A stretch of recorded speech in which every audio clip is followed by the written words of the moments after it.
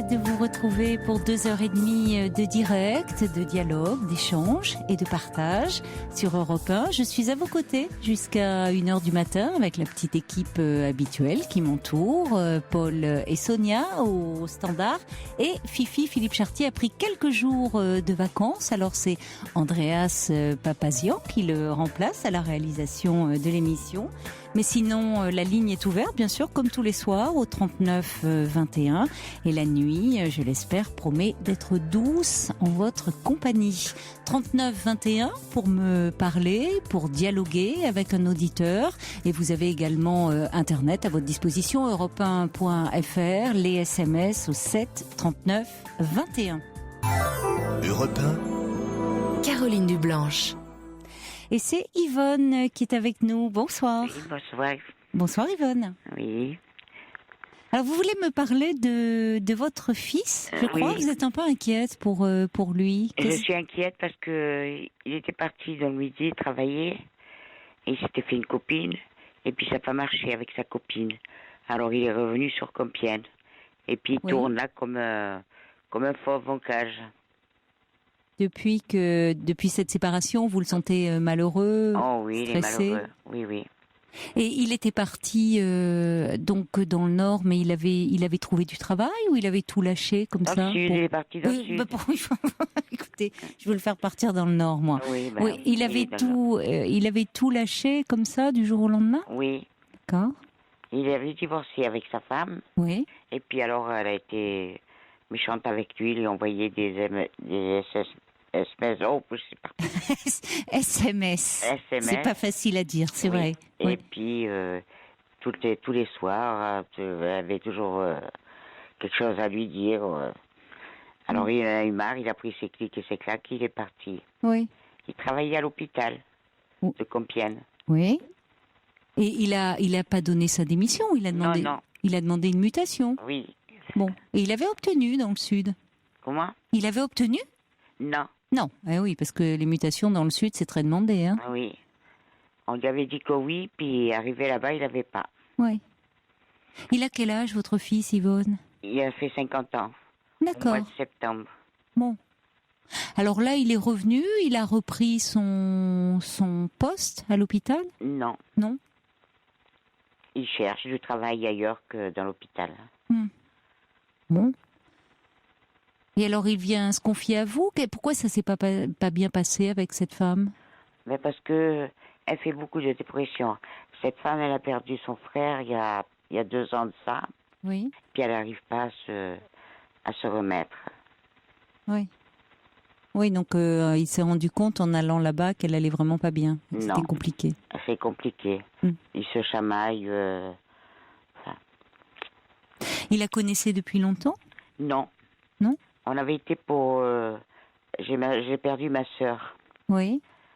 Alors on avait été à l'enterrement de ma sœur. Oui, oui. Et puis ma nièce, elle lui a dit, écoutez, Eric, on va aller changer un petit peu d'idée, on va aller voir une copine à moi.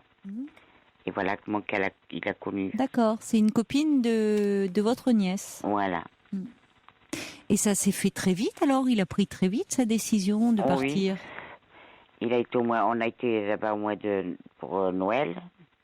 Et pour le jour de l'an, il est reparti tout seul, il est reparti la voir. Voilà. Et après, il est revenu, il a pris ses affaires et il est reparti. Et là, ça fait combien de temps qu'il est rentré?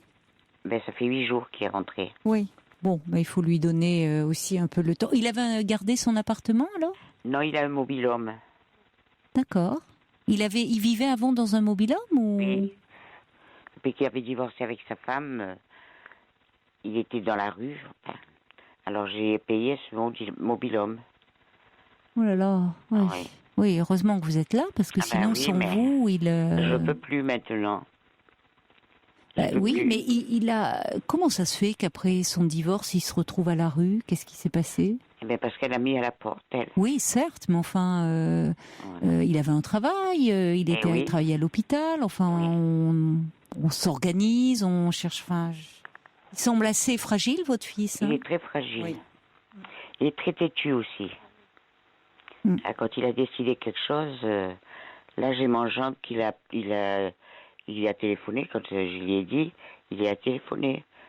Et il a écouté le message, mais il n'a pas répondu. Mm. Mm. Mais il est très impulsif, hein Oui, oui. Il a le caractère de son père. Oui. Mon mari... Votre mari était comme ça. Oh oui. Donc vous avez l'habitude un peu de faire avec... Oui, mais moi, ça me fatigue. Bah, je comprends, oui, c'est vrai. Je vais être opérée de la main, là, du canal Carpien. Et puis après, l'épaule. Oui. Et... Oui, donc vous avez besoin, vous, de tranquillité. Et puis c'est normal, enfin, je veux dire, à 50 ans, votre fils, il faut qu'il arrive un peu à se prendre en charge. Ben oui, mais...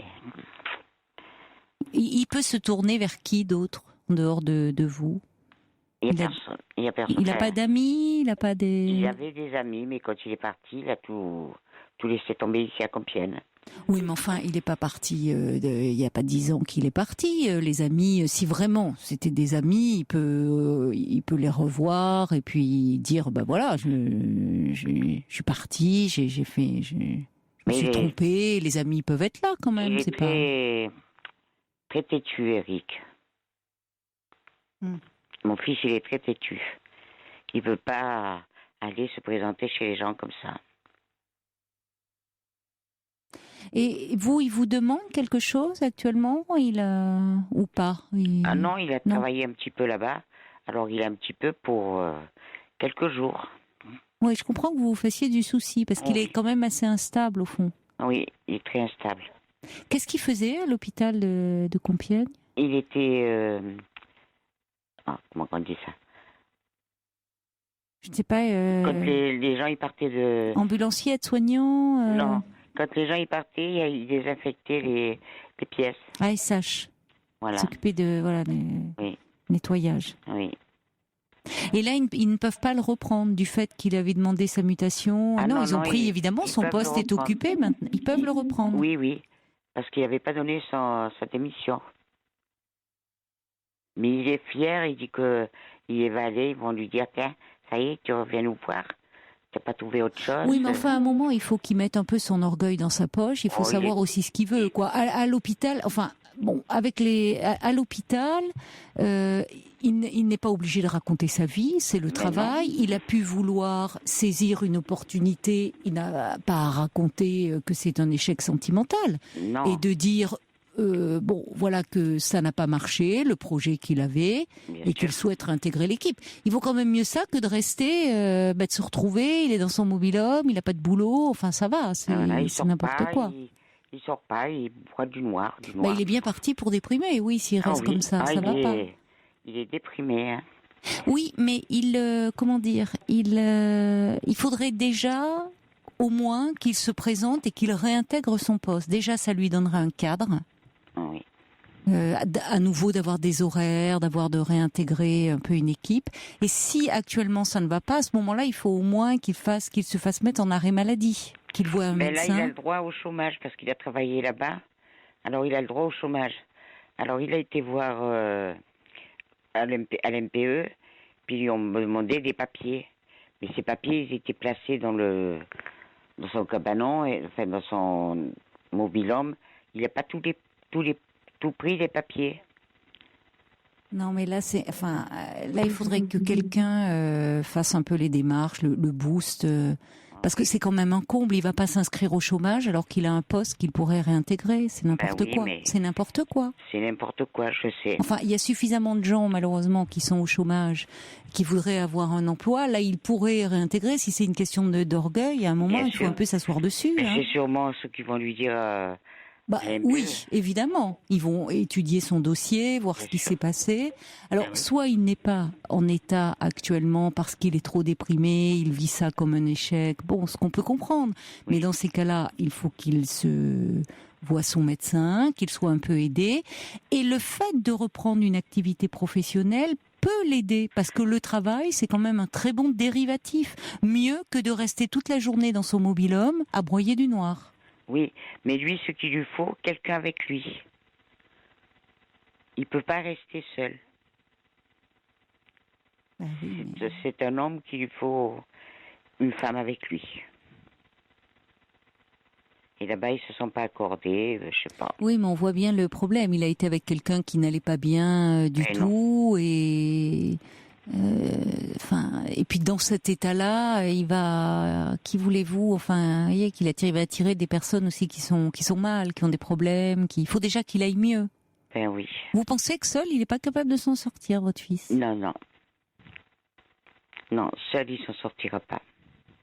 Mais il faudrait qu'il se fasse aider à ce moment-là, qu'il soit soutenu psychologiquement, qu'il accepte au moins. Est-ce qu'il accepte ça, d'être comme ça, au fond très fragile? Je lui ai dit. Oui. Je lui ai dit, écoute, va voir un docteur, puisqu'il a son docteur quand il habite oui, là. Vous avez bien fait, oui. J'ai dit, tu vas le voir qu'est-ce qu'il te dit.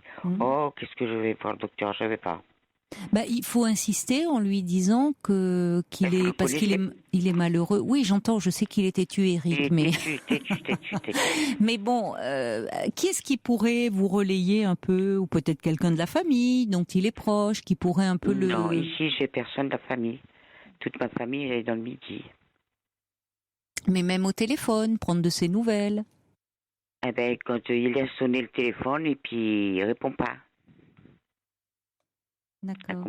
Mon beau-frère, mon gendre, il a envoyé il a appelé, et puis il a entendu le téléphone sonner, il a pas débranché. Oui, il va pas bien. Il est géographiquement, j'ai pas bien compris. Si vous êtes proche de lui, Je suis sa maman. Oui, ça j'ai compris. Oui, j'ai compris que vous étiez sa maman. Non, mais je veux dire, vous habitez loin de là où il se trouve actuellement? Oh ben moi je connais pas son adresse. Je sais qu'il habite dans un camping? Un camping. Oui. Mais enfin, proche, c'est ça que je vous demande. Vous êtes peut-être à 15 km. Oui, c'est ça. Vous êtes très proche géographiquement. Mais vous n'allez pas le voir dans son mobile. Pas de voiture. Oui. Et lui, il vient vous voir? Il est venu ce matin pour me dire que il avait été à l'MPE, puis voir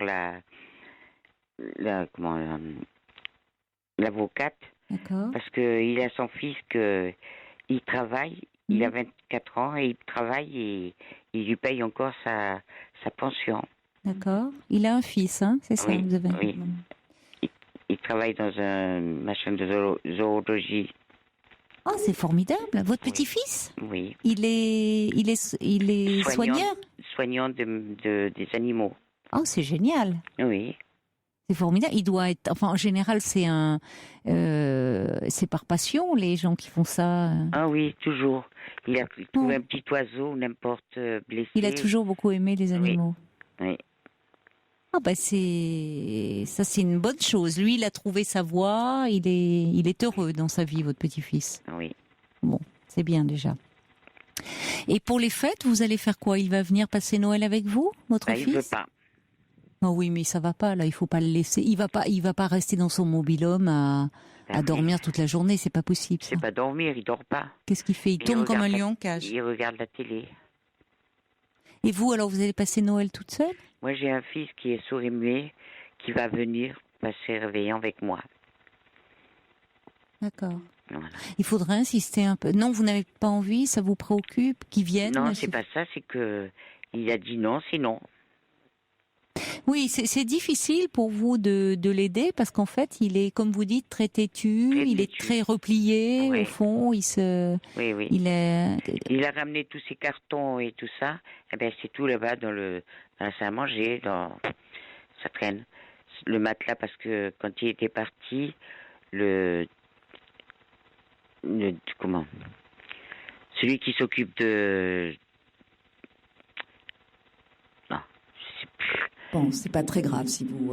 celui qui s'occupe du camping, il lui a loué l'appartement. Mais le problème, vous, je sens bien que vous en êtes consciente, Yvonne. Il faudrait... alors c'est bien déjà s'il a fait une démarche à la NPE, qu'il fasse quand même, qu'il se replie pas complètement. Qu'est-ce qu'on lui a dit à la NPE? Certainement. Enfin, il vous en a parlé un peu? Non, il dit qu'il lui manquait des papiers. Parce que franchement, déjà là, il faudrait qu'il reprenne son boulot à l'hôpital. Ben oui, mais je lui dis, et il dit oui, il dit mais tu sais, ils ont commencé à me dire, t'es revenu pas payé. Ah oui, mais on s'en fiche, il n'est pas obligé avec ses collègues de dire, bon voilà, je suis parti, ça n'a pas marché, c'est pas la fin du monde. Bien sûr que non. Il y en a d'autres. Ils vont pas ça arrive à d'autres. On essuie tous des échecs. Bon, il a tenté. Ce qui pourrait être vraiment devenir très compliqué, c'est si suite à cet échec sentimental, il ne réintègre pas son poste à l'hôpital et qu'il se retrouve du coup sans boulot. Parce qu'alors là, c'est vraiment la loose totale. Là, il est content parce que c'est jusqu'au mois de mai. Il a, on le paye pas à l'hôpital et puis là, je sais plus comment ils appellent ça. Bon, en tout cas, il faudrait qu'en attendant, il accepte de se faire aider, parce que tant mieux s'il a une possibilité comme ça jusqu'au mois de mai, qu'il peut encore. Mais après, il faut qu'il se donne ce délai aussi pour lui aller mieux un peu, pour remonter la pente. Et il va pas remonter la pente en s'isolant et en restant tout seul à regarder la télé toute la journée. Pour un homme de 50 ans, vous me dites qu'il vient d'avoir 50 ans, c'est pas une vie ça. Oui. Et il ne peut pas. C'est normal qu'il aille pas bien. Déjà, bon, il est déçu. C'est normal d'être déçu. Après, il espérait peut-être changer de vie avec cette femme. Voilà. Bon, ça arrive. Oui. Mais au contraire, c'est comme le fait de pas venir passer Noël avec vous et de qu'est-ce qu'il va faire là tout seul. Enfin, c'est un peu idiot quoi. C'est pour ça que mon gendre il avait appelé, parce que eux mon gendre ils font rien pour Noël, pour le réveillon. Mais le lendemain de Noël, il fait un repas. Alors il y a dit, il voulait lui dire ça, mais comme il n'a pas décroché, il n'y a rien dit. Mais il est gentil votre gendre, c'est gentil qu'il prenne soin de lui, dire qu'il le relance. Il n'a pas de message, il n'a pas de messagerie, il peut lui laisser un message et insister en disant allez on compte sur toi, on t'attend. Oui. Quitte un peu à aller le chercher.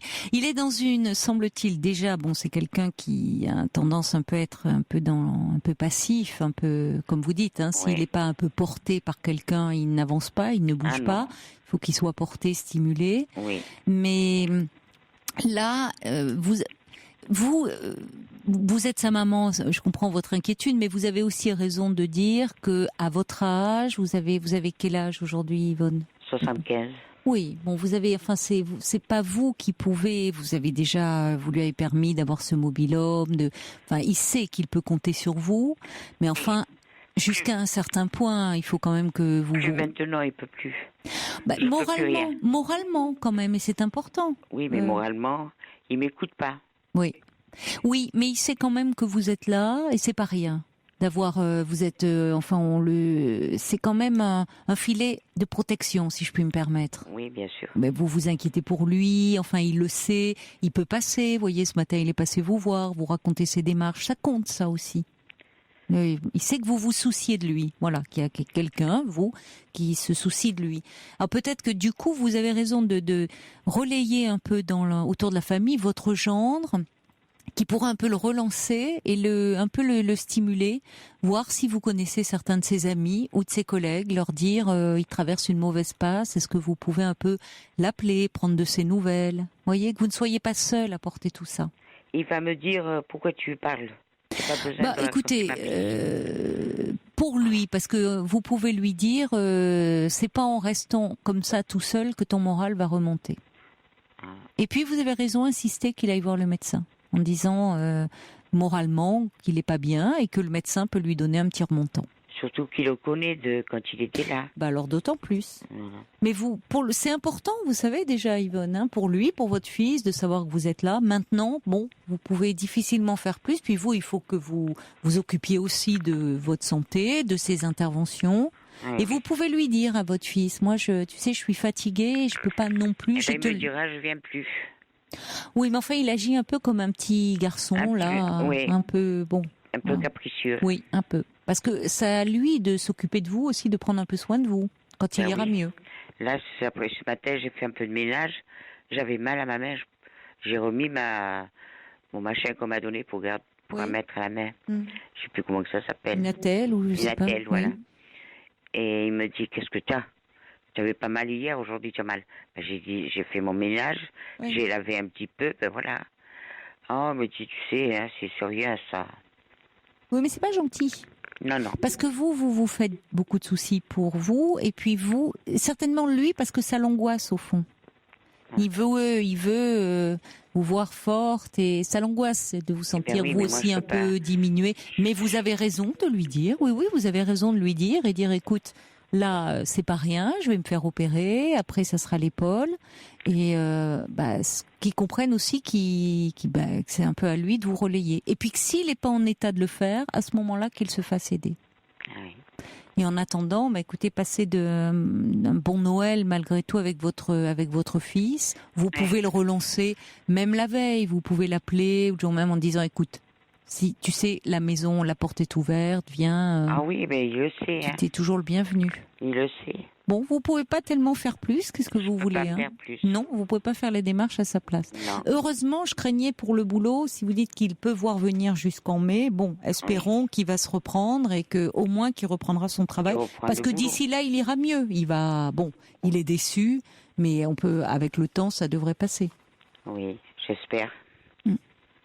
Bon courage, Yvonne, oui. et bon Noël à vous alors. Merci de votre gentillesse. Au revoir, Yvonne. Je m'avoir appelé. Bisous. Au revoir. Pour dialoguer avec Caroline Dublanche, envoyez le mot nuit, suivi de votre message au 7 39 21. 65 centimes plus coût d'un SMS. Bonsoir, Romain. Oui, bonsoir Caroline. Bonsoir. Vous allez bien? Comment? Je vous entends pas bien. Vous allez bien? Oui, ça va bien, oui, je vous remercie. Et vous? Bien, très bien, oui. Bon, déjà, je tenais à vous féliciter pour votre émission, que je trouve très bien, puis j'apprécie beaucoup la façon dont vous parlez avec les auditeurs. Je trouve que vous avez un point de vue qui est assez bien vu, on peut dire. Voilà. C'est très gentil, merci beaucoup, Romain. Alors, vous m'appelez parce que vous vous interrogez un peu sur une relation que vous avez ou que vous aviez avec une femme il y a 3 ans de cela, c'est ça? Vous avez rompu depuis? Oui, voilà, oui, c'est ça. Et elle revient vers vous, elle vous relance ou vous la... Voilà, c'est ça. C'est pour dire que, en fait, donc c'est une femme que j'ai vue en arrivant dans cette région, au début où je suis arrivé. Oui. Donc, pour ça, c'est un petit peu un moment particulier, parce que c'était une période où je venais de Champagne-Ardenne et je suis arrivé donc en Picardie. Oui. Et quand je suis arrivé ici, au début, je vivais chez un ami. J'étais venu pour voir un ami qui est très proche. Et après, je cherchais un appartement, puis j'ai rencontré cette fille-là. Oui. Et donc, j'ai vécu avec elle pendant 1 mois ou 2. Et comme j'ai expliqué peut-être à Paul ou à Sonia, je pense, voilà, au standard. Oui, voilà, à Sonia jeudi dernier. Oui. Donc, en fait, elle a certains problèmes de santé, elle est bipolaire. Donc, vivre ensemble, c'était très particulier, quoi, parce qu'elle avait mais vraiment une vraie bipolarité. C'est-à-dire qu'elle ne travaille pas de ce fait, quoi. Alors, elle a dit qu'elle retraite à cause de ça. Parce qu'elle peut même pas supporter un travail parce qu'elle a vraiment un cas extrême de bipolarité. Donc, c'est-à-dire qu'elle peut vraiment être très très bien. Puis, d'un moment à l'autre, du jour au lendemain... Dans la dépression, vous voulez dire, elle s'enfonce ou au contraire dans un état un peu d'euphorie Voilà, c'est ça. C'est-à-dire qu'elle peut être en état d'euphorie, puis après, on ne sait pas pourquoi, le lendemain, elle va être super énervée pour aucune raison, puis après, elle va revenir dans un état très bien. Voilà, donc, elle a quel âge Donc, elle est plus âgée que moi, quoi. En plus, elle a 48 ans maintenant. D'accord. Vous en avez combien? 36, moi. 36, d'accord. Ouais. Et vous en êtes rendu compte très vite, donc, de sa fragilité? Oui, elle s'en est pas cachée d'ailleurs, elle me l'a dit dès le début. Elle est suivie, pourtant Oui, elle voit 2 psychiatres. D'accord. Et il n'arrive pas à stabiliser son état? C'est-à-dire que ça se stabilise avec les médicaments qu'elle prend, tout ça. Mais, quand elle va mieux, elle arrête, peut-être? Non, elle les prend bien. Médicaments en permanence. Et après, je ne sais pas si ça peut se guérir réellement, ce genre de maladie.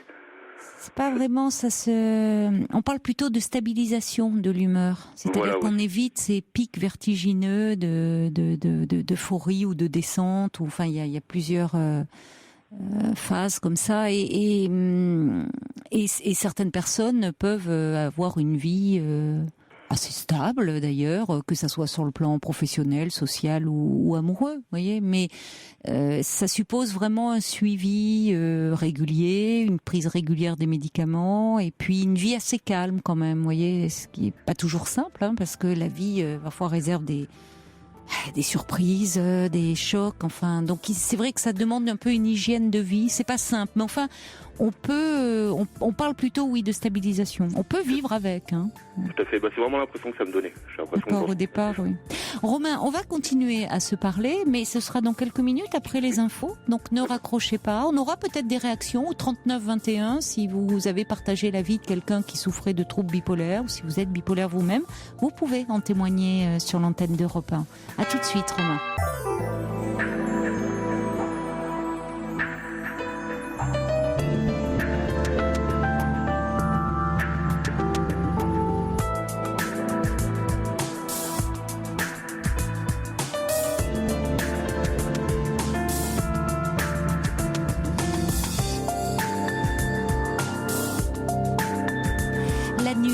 À vous sur Europe 1 et je vous invite à partager avec nous vos rêves et vos secrets. Nous sommes ensemble et en direct jusqu'à 1h du matin. La ligne est ouverte au 3921. 3921, c'est le numéro que je vous invite à composer si vous souhaitez me parler ou dialoguer avec un auditeur. Vous pouvez aussi donner votre point de vue par mail sur le site europe1.fr ainsi que par SMS au 7 39 21.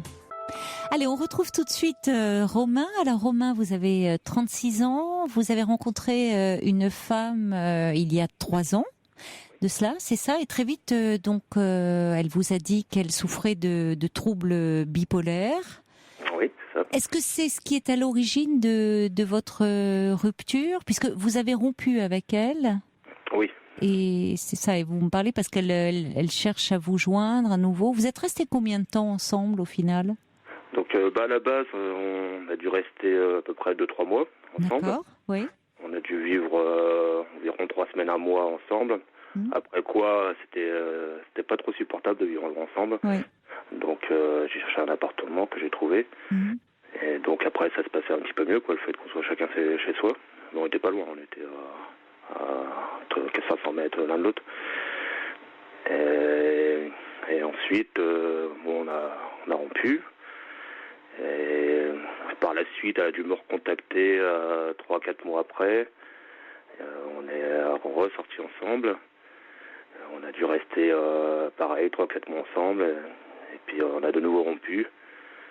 Et après quoi, je l'ai pas revu pendant assez longtemps, genre 1 an et demi ou un truc comme ça. Et qui c'est qui en fait mettait un terme à la relation? Ah, c'était elle. C'était elle à chaque fois? C'était elle, et c'est elle qui revenait à chaque fois également. Et à chaque fois, elle mettait un terme en me tapant une crise au téléphone, oui.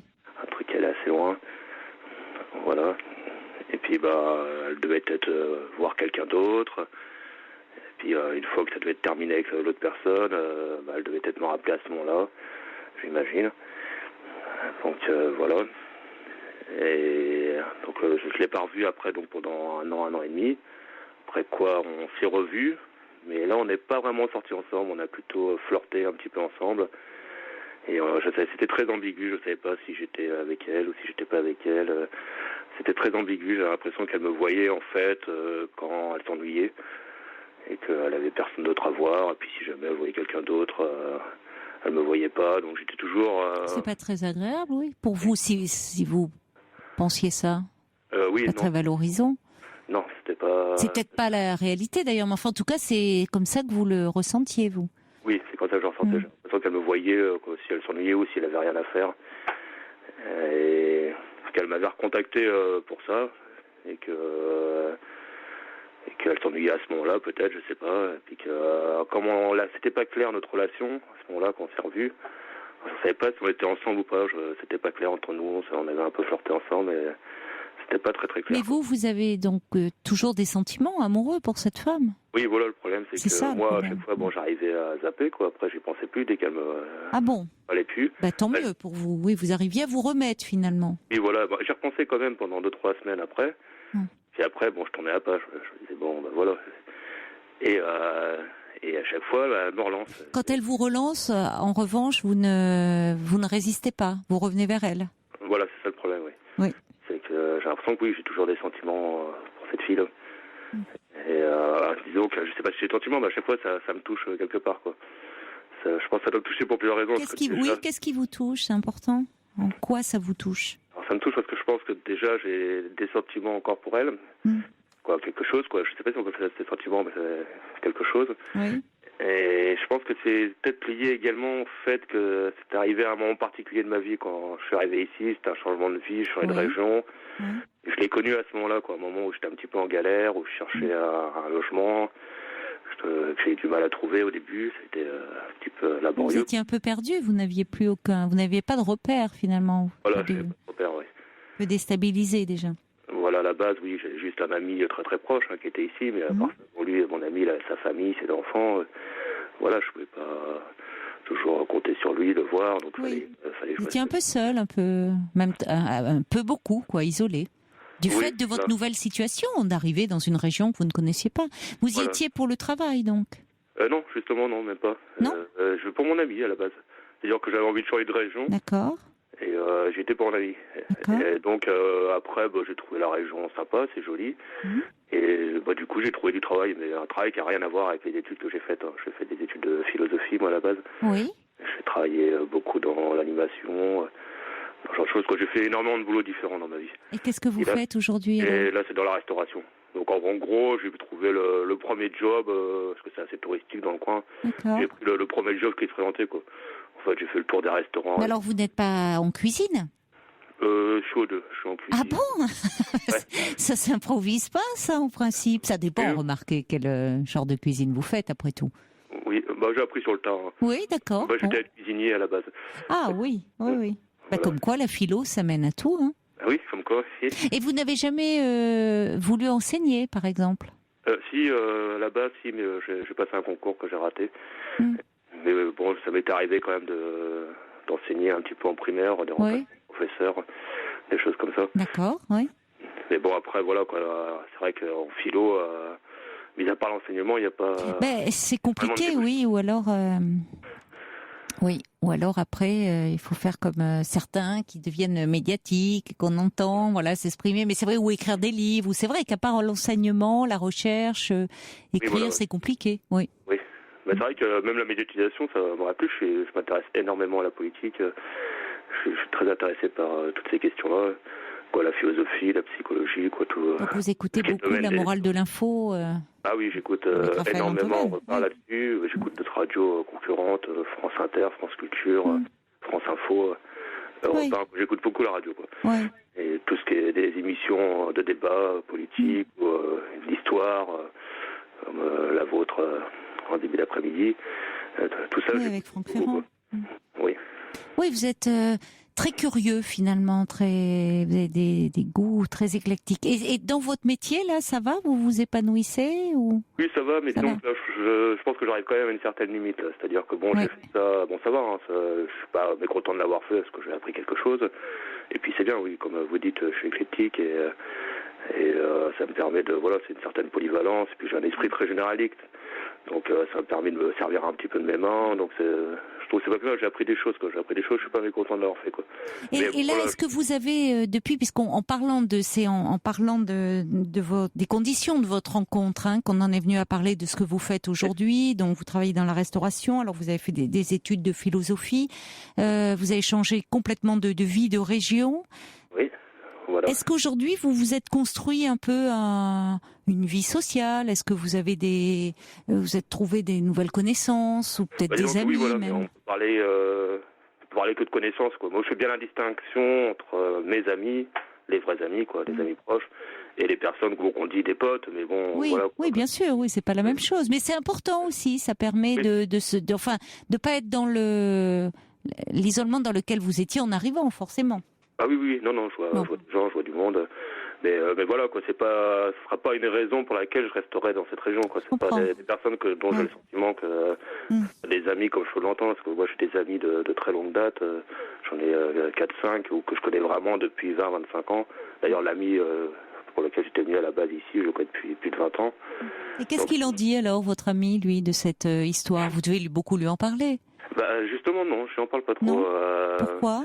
Je lui en parle un petit peu. Au début, je lui en parlais, mais maintenant qu'elle est revenue plusieurs fois, et donc là, une fois de plus. Alors, elle est revenue là récemment. Elle vous a relancé là récemment?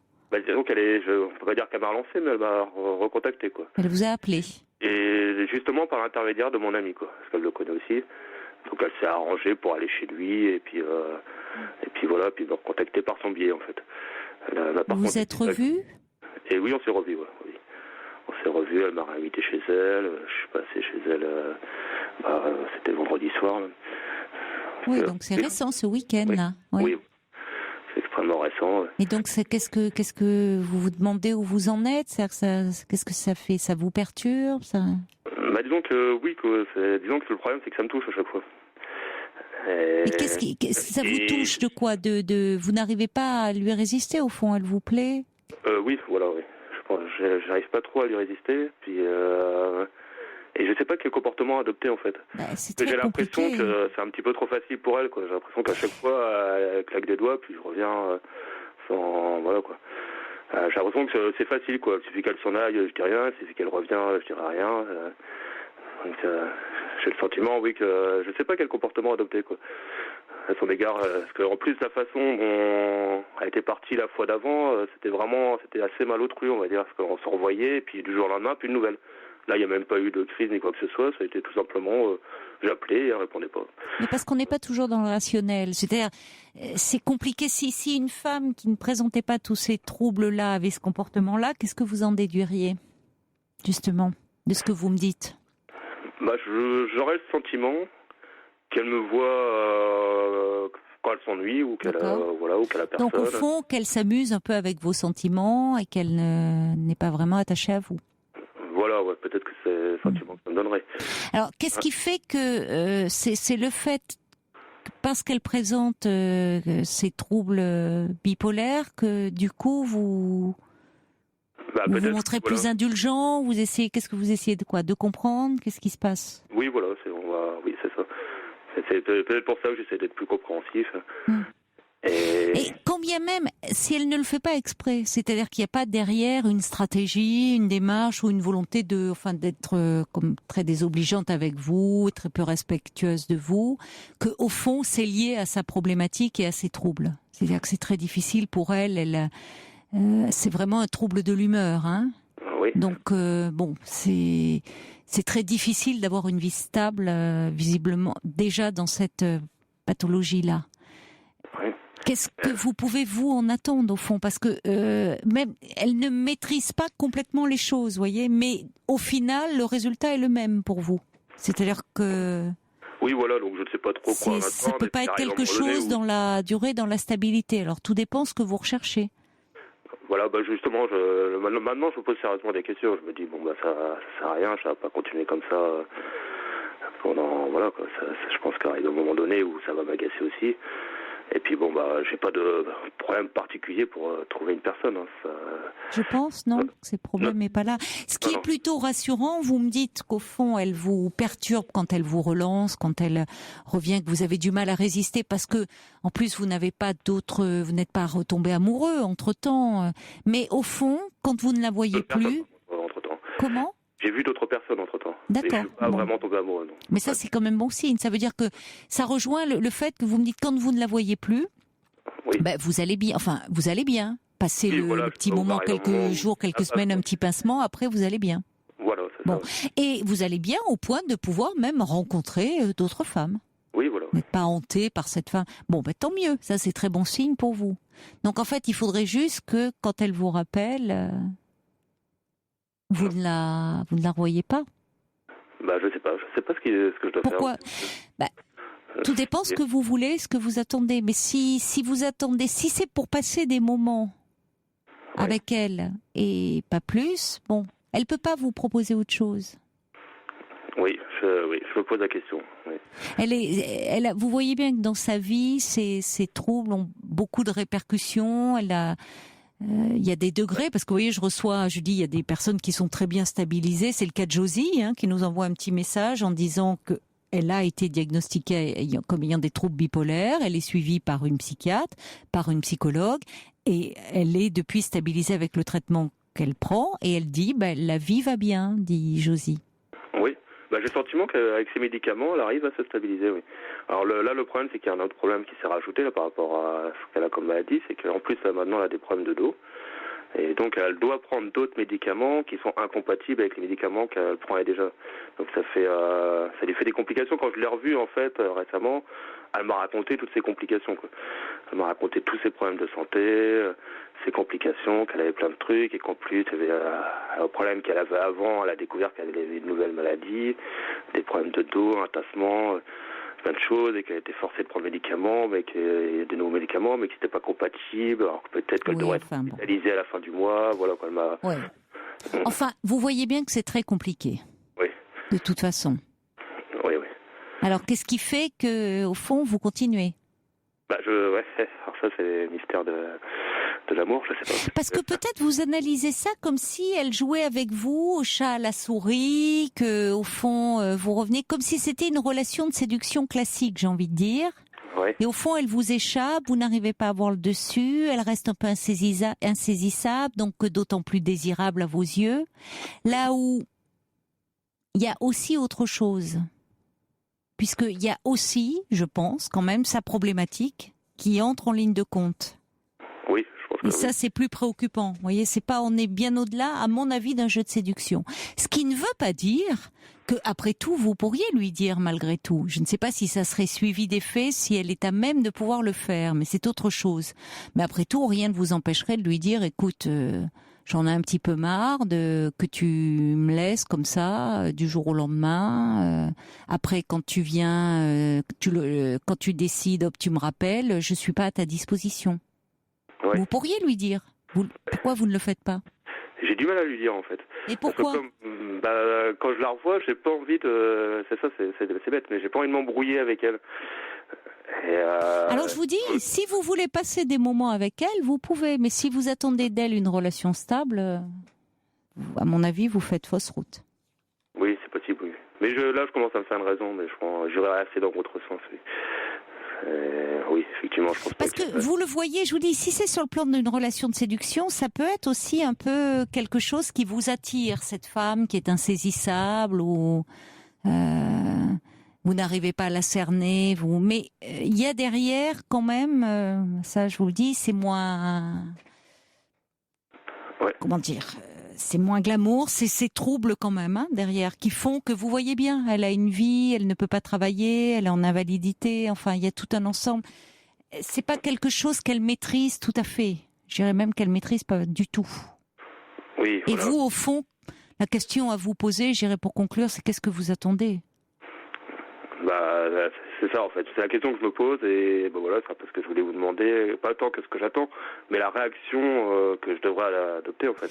Comme le dit Brigitte qui envoie un petit SMS, la question elle est de savoir si cette relation comme elle est, elle vous convient ou elle vous fait souffrir, c'est ça en fait, c'est ce qui va vous permettre elle a raison.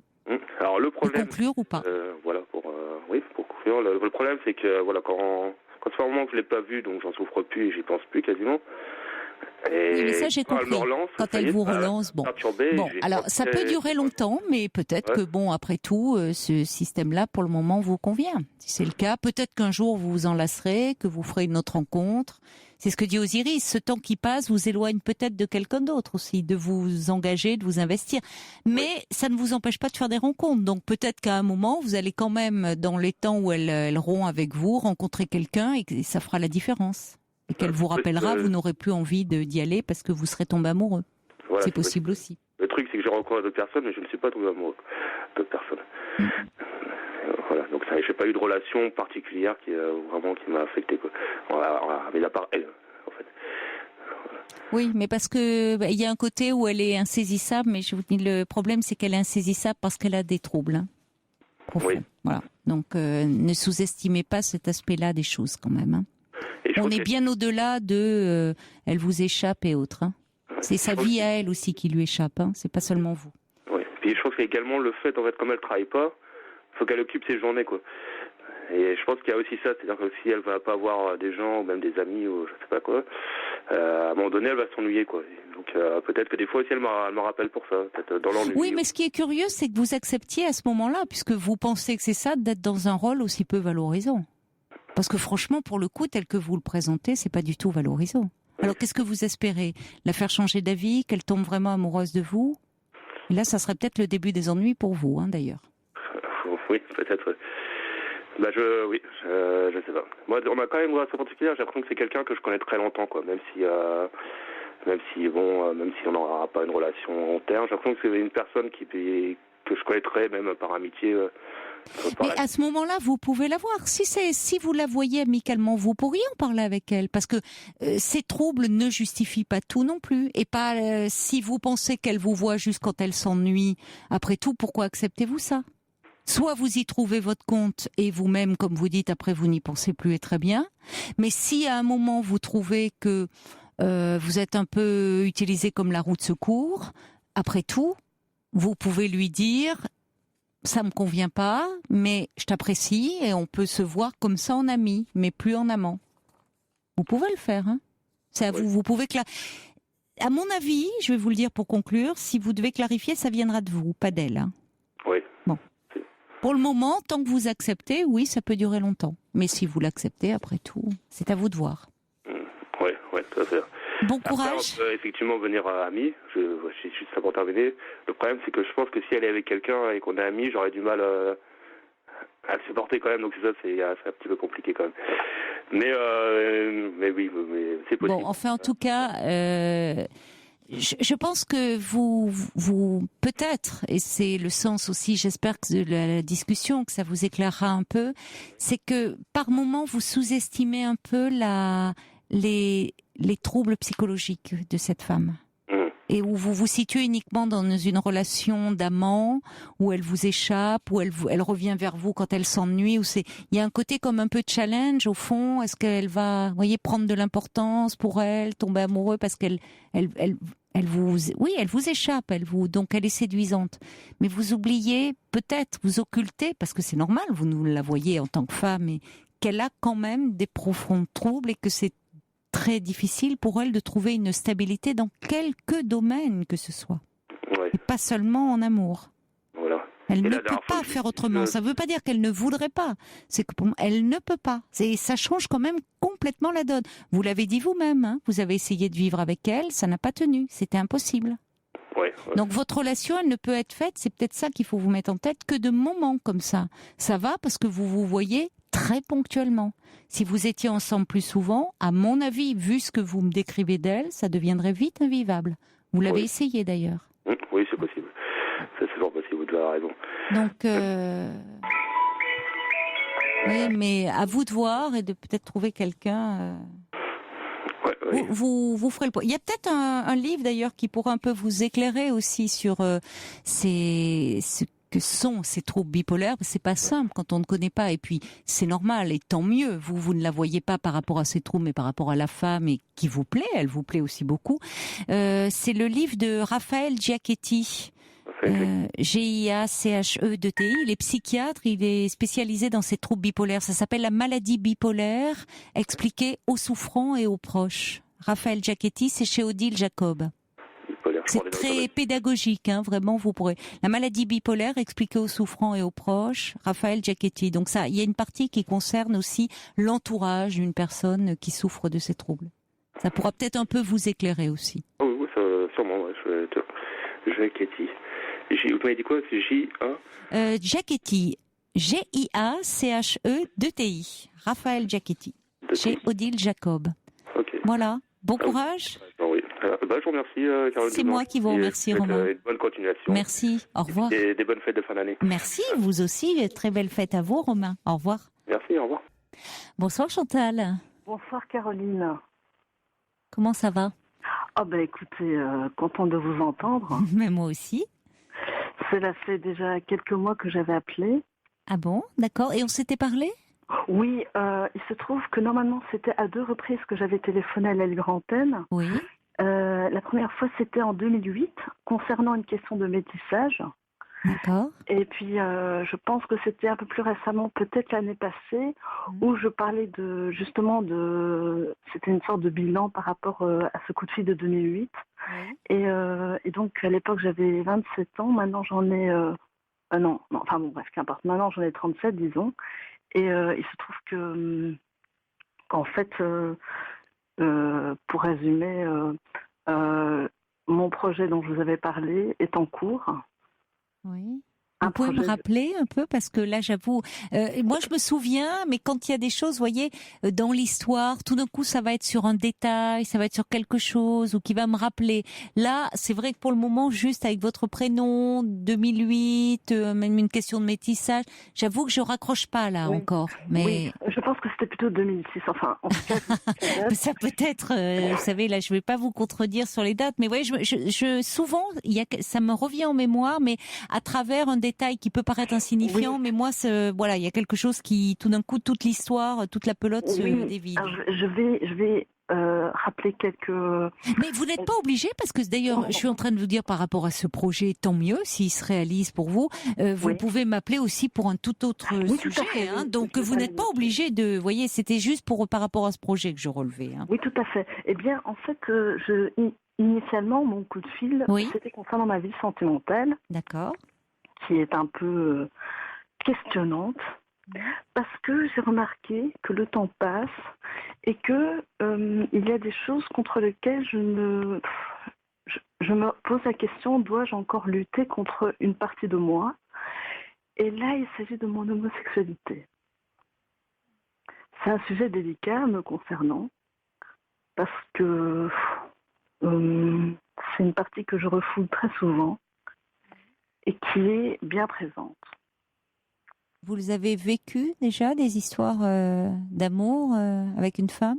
Ou des relations? Oui, des histoires qui n'aboutissaient pas toujours vers quelque chose de constructif, mais il y a eu des tentatives, on va dire. Et pourquoi pourquoi vous refoulez cette partie-là de vous-même? C'est-à-dire qu'il y a quelque chose qui... C'est compliqué pour vous? Pour quelles raisons? Pour des raisons d'ordre un peu... tout ce qui est lié à l'intime a toujours été difficile pour moi parce que j'ai eu des expériences de vie qui ne facilitaient pas une vision du corps évidente, on va dire. Des expériences traumatisantes? Oui, voilà. Et disons que maintenant... D'abus sexuels ou de cet ordre-là ou... Non, des... Pardon? Quand vous parlez de traumatisme, c'est de quel ordre? Oui, tout à fait, des traumatismes sexuels, tout à fait, des abus en fait. Des abus sexuels. Dans votre adulte ou dans votre enfance? Dans mon enfance. Mais au-delà de ça, disons que, évidemment, ça pose question de manière plus globale.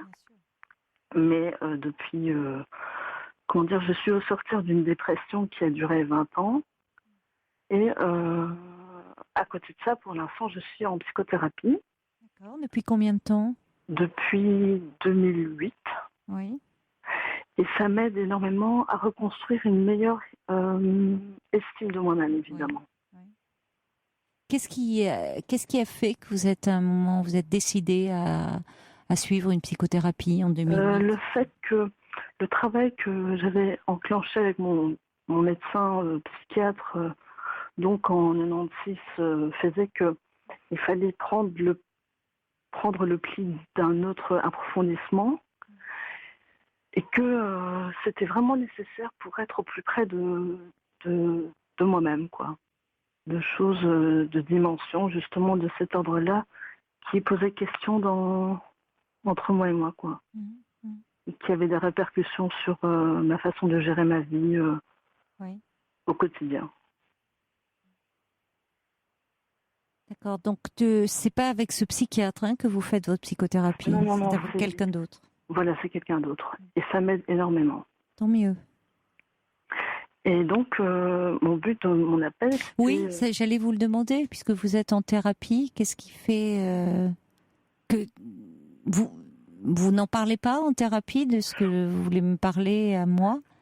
Si, j'en parle. Si, c'est bien. Et justement... elle ne peut pas ne pas relever le fait que je m'enamoure énormément de femmes, mais que mon rapport aux hommes est un rapport parfois biaisé, dans le sens où la façon dont j'investis le genre masculin, c'est souvent une façon assez limite... j'aime surtout leur part de féminin, quoi. Dans les relations que vous pouvez avoir sociale, amicale, éventuellement amoureuse ou... Oui, c'est-à-dire que très tôt, j'étais un enfant qui était souvent assez solitaire, un peu garçon manqué. Bon, là, ça tourne sans vouloir tourner à la caricature, mais j'avais beaucoup d'amis masculins, d'amis d'enfance, et il se trouve qu'avec le temps, comment dire, mon rapport à la gente féminine a souvent été très marqué par une certaine ignorance des codes, on va dire, et que je n'étais pas toujours vraiment familière de choses habituelles que toutes les petites filles font. Ces codes de la féminité, on va dire, on va un peu généraliser, ne vous ont pas été transmis par... En général, c'est par la mère, il peut y avoir des sœurs. Pourquoi ? Pourquoi ? Quelle relation aviez-vous avec votre mère ? Bien, disons que ma mère, c'est quelqu'un qui était, qui est toujours très gentil, très en proie à des urgences de l'ordre du soin de la maisonnée, parce que mon père avait des difficultés. Et disons que, en fait, je pense qu'il y avait des aspects dysfonctionnels dans la famille à cause de l'alcoolisme de mon père. Mais par contre, elle a toujours su... donc, pour répondre plus directement, disons qu'en fait, ma mère, c'est pour moi un modèle de vertu, on va dire, qui contrebalance beaucoup l'image que j'ai de mon père qui est décédé. Et disons qu'à côté de ça, c'est vrai que c'est comme si tout ce qui est de l'ordre des questions plus de l'intimité, l'éducation, tout ça, c'est souvent passé par le truchement de la religion. Elle était très pieuse, votre mère ? Oui. Elle l'est toujours, d'ailleurs. Oui. Et je pense que ça l'aide énormément. Ça l'aide énormément. À supporter tout ce qu'elle a supporté dans sa vie de couple. Tout à fait, oui.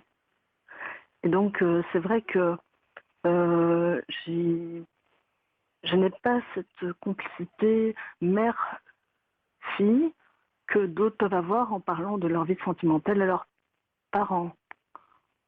Oui, sans même parler de sa vie sentimentale, il y a quelque chose de la féminité qui peut se transmettre même plus indirectement dans les codes, on agit aussi, on a besoin de modèles pour se construire, on se construit aussi beaucoup par mimétisme.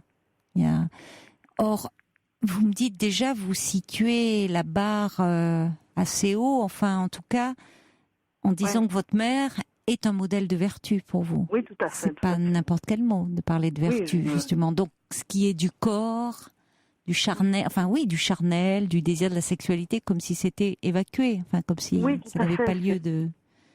Exactement. Pour moi, ma mère, c'est quelqu'un de... D'ailleurs, récemment, j'ai fait un rêve assez bizarre où, justement, dans le rêve, il était dit qu'elle avait été décrétée sainte. Et là-dessus, dans le rêve, c'était quelque chose comme ça où je lui disais, mais tu sais, les saints n'ont pas toujours bien commencé, mais ils ont plutôt bien fini. Et c'est vrai que ce sont des valeurs fortes qu'elle défend, quoi. Oui, mais du coup, presque, c'est très lourd parce que c'est un idéal presque impossible à atteindre. Exactement. Un idéal de sainteté. En tout cas, c'est votre vision. C'est intéressant parce que c'est votre vision, vous, d'enfant. On a cette vision, on a une vision des parents qui ne correspond pas forcément toujours à ce qu'ils sont dans la réalité. Mais ce qui compte, on se construit avec ces images-là. Donc, il y avait d'un côté votre mère qui incarnait la vertu, de l'autre votre père, le vice et la vertu, le vice avec l'alcoolisme. Voilà. Même si je précise, puisque que je ne considère pas l'alcoolisme comme un vice, évidemment, c'est en opposition à la vertu, à votre mère si vertueuse. Oui. Votre père, vous me parlez d'un trauma, vous avez évoqué un traumatisme sexuel, un abus sexuel dans l'enfance. Qui en était l'auteur ? Initialement, c'était le fils de ma marraine, et c'est quelque chose qui n'a pas pu être élaboré dans un travail de reconnaissance parce que ma marraine est extérieure à la famille, mais son impact sur ma personne, sur tout ça, ça s'est passé quand j'étais toute petite, aux États-Unis, parce que j'ai vécu 6 mois aux États-Unis. Et disons qu'à 15 ans, il y a eu de nouveau des choses. Mais avec moi, le même garçon?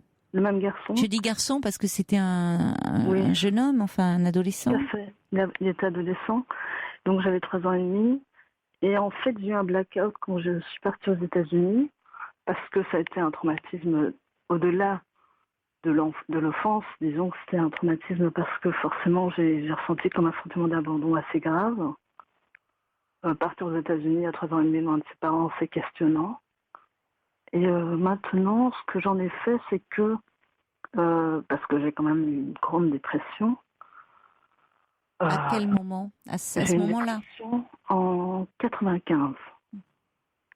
J'ai commencé en 95, mais la dépression a été beaucoup plus sévère en 96. Mais est-ce que vous avez pu parler à un moment, enfin, dans le cadre de votre thérapie peut-être, mais est-ce que vous aviez pu parler de cet abus sexuel? J'ai pu en parler uniquement à 24 ans.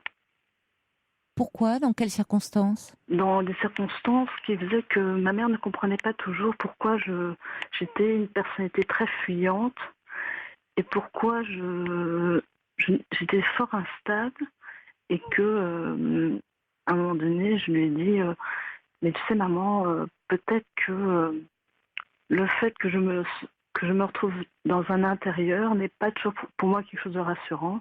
Et je lui ai dit les choses telles qu'elles s'étaient passées. Elle a été dépassée. Et puis en 2002, j'ai pu couper les points avec ma marraine.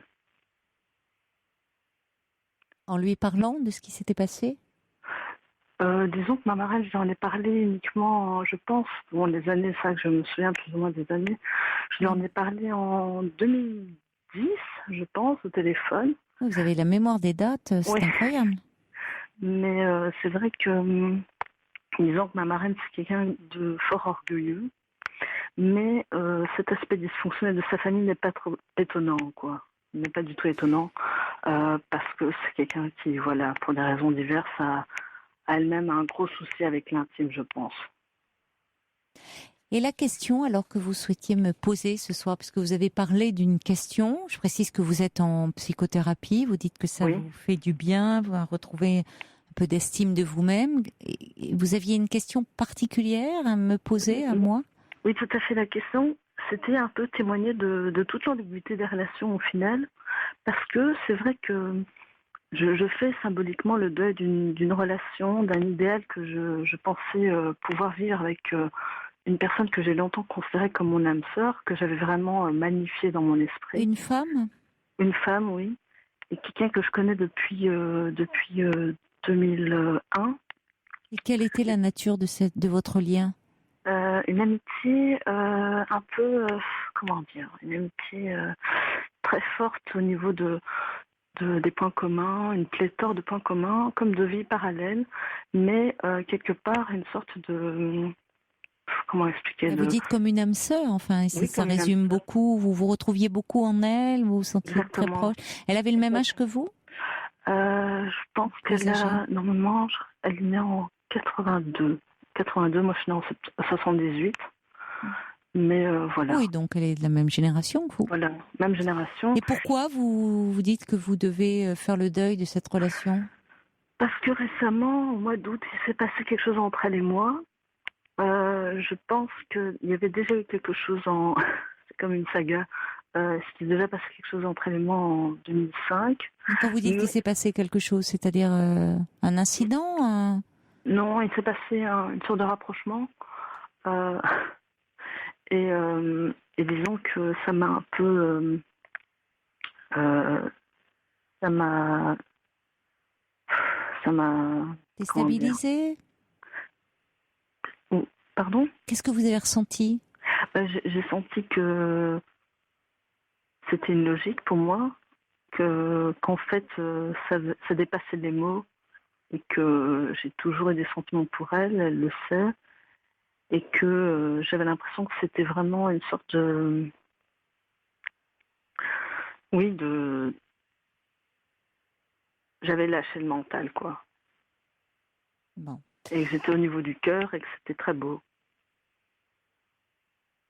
Mais ce rapprochement dont vous me parlez, il était physique aussi ? Oui, il a été physique également. Et vous avez ressenti à ce moment-là, il n'y a pas eu de... Qu'est-ce que vous étiez dans le désir de cette femme Oui, tout à fait.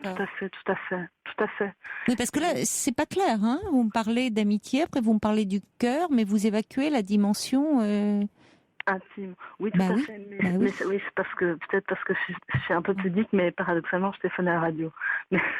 Et finalement, donc, j'essaie de comprendre comment je peux me situer, moi, parce que dans le cadre de votre psychothérapie, vous voyez, je trouve c'est vraiment, vous le savez d'ailleurs, dans le cadre de votre thérapie qu'il faut en parler. Hein, ça peut parfois faire interférence d'aller parler de soi, comme vous dites, sur une radio, alors qu'on fait un travail sur soi. Oui, c'est vrai. Il faut être prudent par rapport à ça. Oui. Et il serait bon, d'ailleurs, je pense que vous en parliez à votre thérapeute. Pourquoi vous avez éprouvé le besoin d'appeler une radio pour parler publiquement de quoi, au fond, et à qui ça s'adresse ? Je pense qu'en effet, c'est vrai que c'était questionnant pour moi J'avais un peu envie de faire une sorte de témoignage, déjà pour moi-même, parce que je pense qu'il y a des choses que je n'arrive pas à dire autour de moi. De façon simple. Vous prenez des précautions pour le dire, il y a beaucoup de détours, effectivement. Ça a un sens pour vous aussi. Vous en êtes consciente et ça a un sens. Pourquoi vous prenez autant de détours pour dire Oui, tout à fait. Mais moi, ce qui me frappe, c'est quand vous parlez, je dirais, parce que je veux pas aller plus loin, et c'est vraiment avec votre thérapeute que vous pourrez en reparler, quand vous parlez d'homosexualité. D'emblée, comme ça, vous avez posé, je voudrais parler parce que je refoule, vous m'aviez dit, ce sont vos premiers mots, comme si vous deviez lutter, vous avez dit contre une partie de vous-même, et vous avez dit l'homosexualité. Oui. Êtes-vous si sûr, au fond, qu'il s'agit de ça ? Oui. Je pense qu'il y a quand même quelque chose, et je ne sais pas si c'est que vous luttez contre quelque chose, et peut-être, il y a peut-être aussi une autre explication, mais parce que au fond, juste comme ça, dans ce rapport que vous avez eu quand même à votre mère, assez désincarné, on va dire, l'incarnation de la vertu, ce côté pour vous presque, ce côté très pur, enfin, comme un peu l'image dans votre rêve de la sainteté. Donc évidemment tout ce qui est de l'ordre du charnel, tout ce à quoi on a affaire en tant que femme aussi, ce rapport au corps. Le corps est très présent quand on est une femme. Bon, c'est comme si ça ne pouvait pas se dire. Exactement. Malheureusement, ça fait irruption chez vous de façon extrêmement... Ça fait plus qu'irruption, ça fait effraction à un moment donné, aussi bien dans votre corps que dans votre tête. Oui. Parce que quand là, le corps est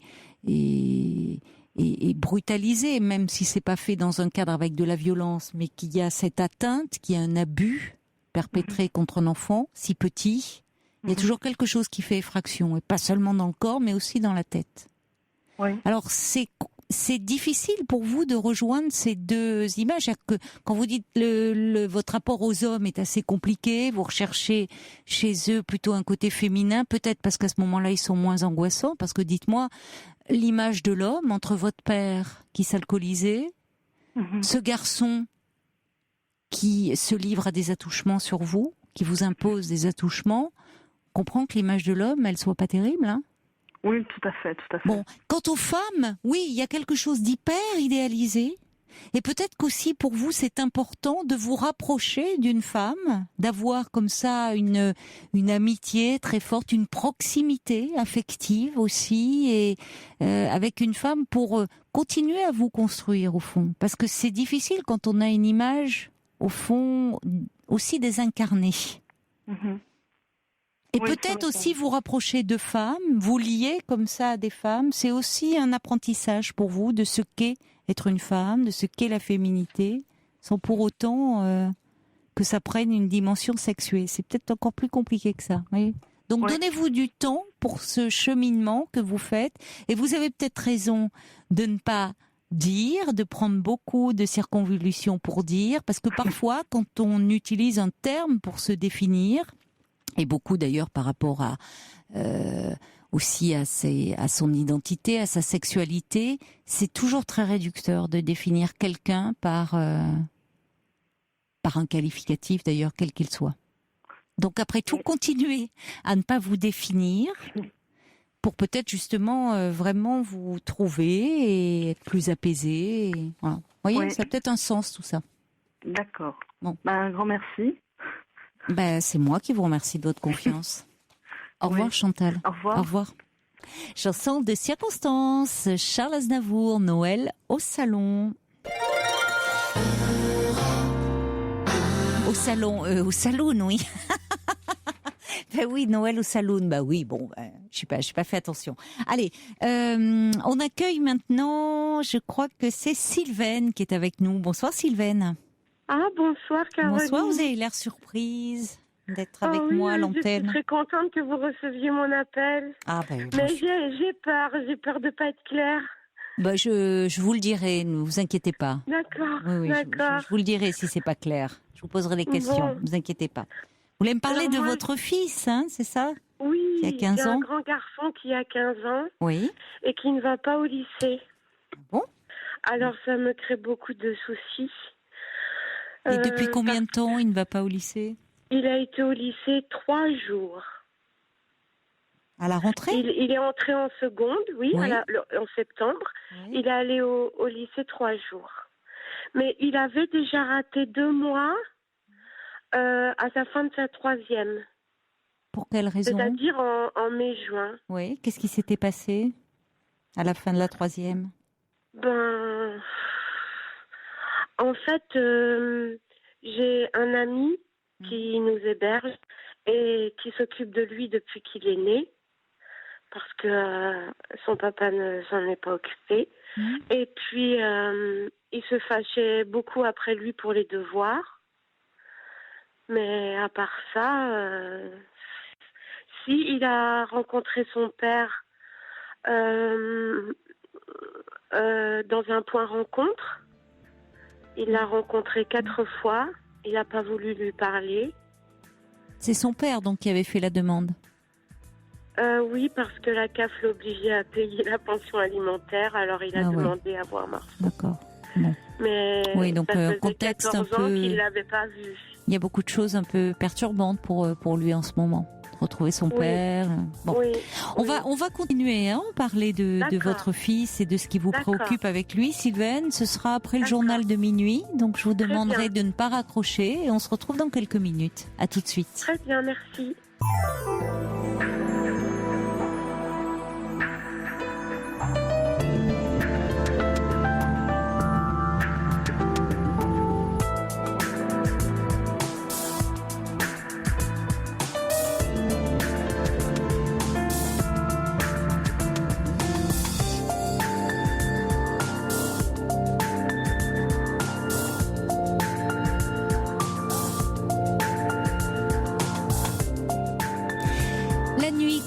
Sur Europe 1 avec vos appels au 39 21. La ligne est ouverte jusqu'à 1h du matin. Alors, ne restez pas seul, peut-être avec vos soucis, avec vos peurs. On est là avec vous, à vos côtés, comme tous les soirs, en direct. 39 21, si vous souhaitez me parler ou me poser une question.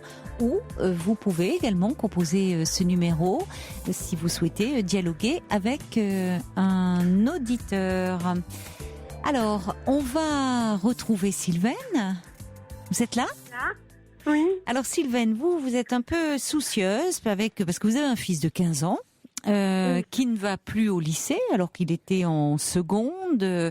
Il y est allé 3 jours en fait et puis depuis la rentrée, il n'y va plus. Alors il y a eu des choses aussi, vous me parliez un peu donc vous êtes vous avez un compagnon qui élève. C'est juste un ami. Ah d'accord, mais vous me dites qu'il élève votre fils depuis sa naissance? Oui.